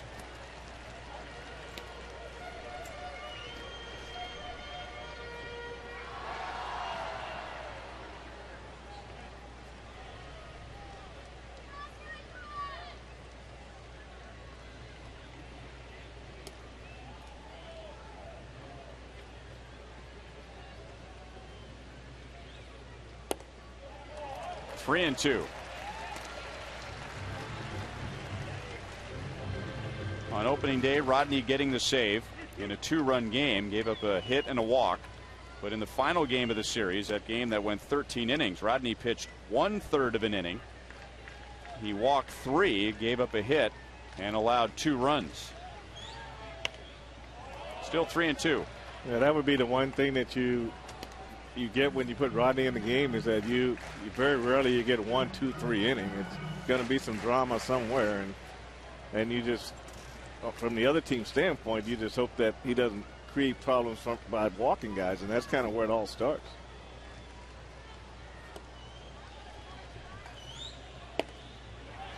Fastball run up there at 98 miles an hour. Rodney might have the advantage, Frank, at the moment of some challenging shadows for the hitters. Hitter is in the shadows. Rodney is in a streak of sunlight. And then behind him is bright sunlight on the batter's eye. I think he's got a definite advantage. They don't have much time at 97. They don't have much time to try to pick the ball out. So you just got to hope that he's throwing where you're swinging. Well, he's throwing heat. Strike 1 on Billy Butler.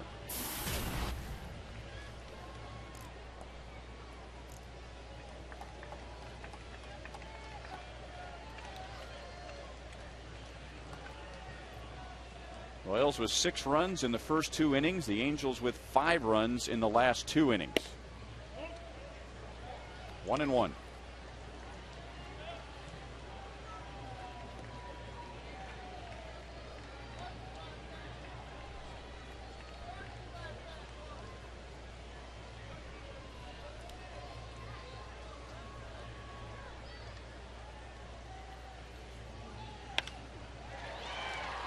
Into the right field corner, slicing, and foul and out of play. Again, over 24,000 here today, and thanks to the generosity of Royals fans on this Memorial Day, Royals Charities will be donating more than $8,300 to the American Red Cross for tornado victims. That money collected at Kauffman Stadium today. The money will be sent to disaster relief in Joplin, Missouri, and other areas hit by the deadly tornadoes this spring. 2 balls, 2 strikes. Volunteers from the Kansas City chapter of the American Red Cross will be collecting cash donations again tomorrow night, before and during the 7:10 game with the Angels and Wednesday's 3:10 game with the Angels.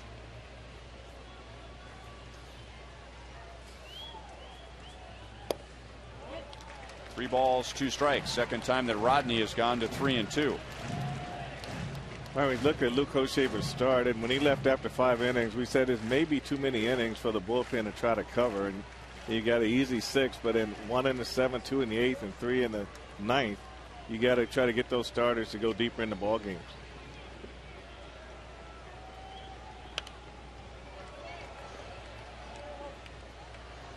Maybe Rodney just needs to straighten out his hat. He's a right-handed guy who wears his hat like a left-hander. You know what that looks like? That looks like an old guy at Disneyland who just bought a hat because he wanted to keep the sun out of his face. And he doesn't know that it's not straight. He's just walking around looking for the Matterhorn. Well, I think he knows it's not straight. You know, they also like the straight flat bill on their hats too. So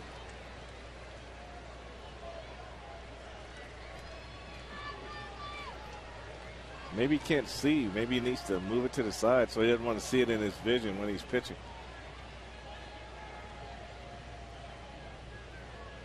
You going to go with that? Sounds good. Only because I thought of it. I think it borders on what former Royals manager Tony Muse used to say, style before substance.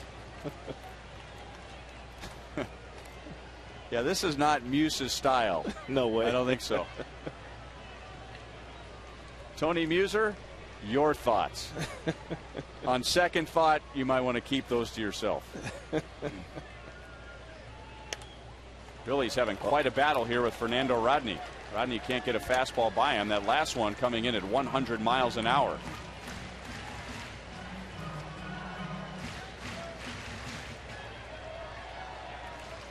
Billy 2 out of 7 with a double against Fernando Rodney. Well, Rodney staying with his fastball. In the past, he would have thrown Billy a changeup or something here just to try to strike him out. But he's staying with his fastball. He's been in the strike zone, and that's better than what we've seen in the past.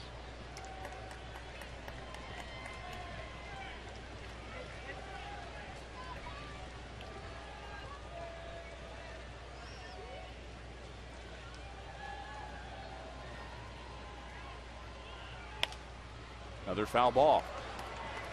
It's interesting what Hank Conger did right before that pitch, and I don't know if he did this on purpose to disrupt the timing of Butler, but Billy was in the box, Rodney was on the mound, and Hank Conger just didn't put a sign down.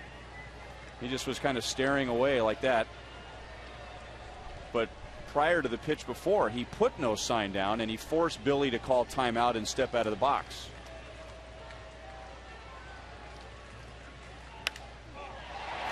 This one is in play, center field. The wind will push it, but not enough, and Borges is there for out number 2.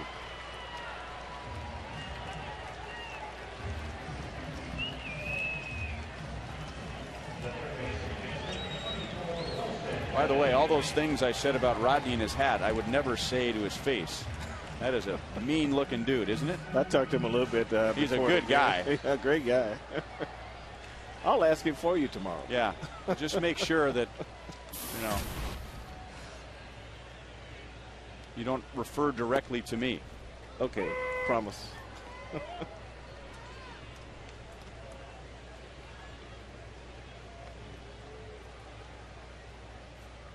Betemeet, 2 hits, an RBI and a run scored. He's hit in 6 straight. 1 ball, 1 strike.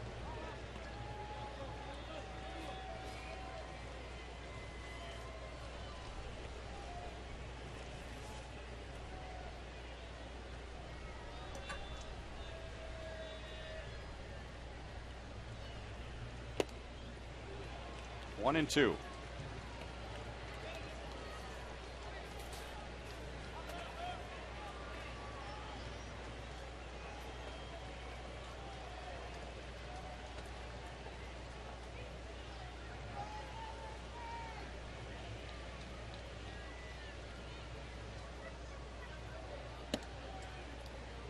Two balls, 2 strikes. Matt Trainer is scheduled to hit next.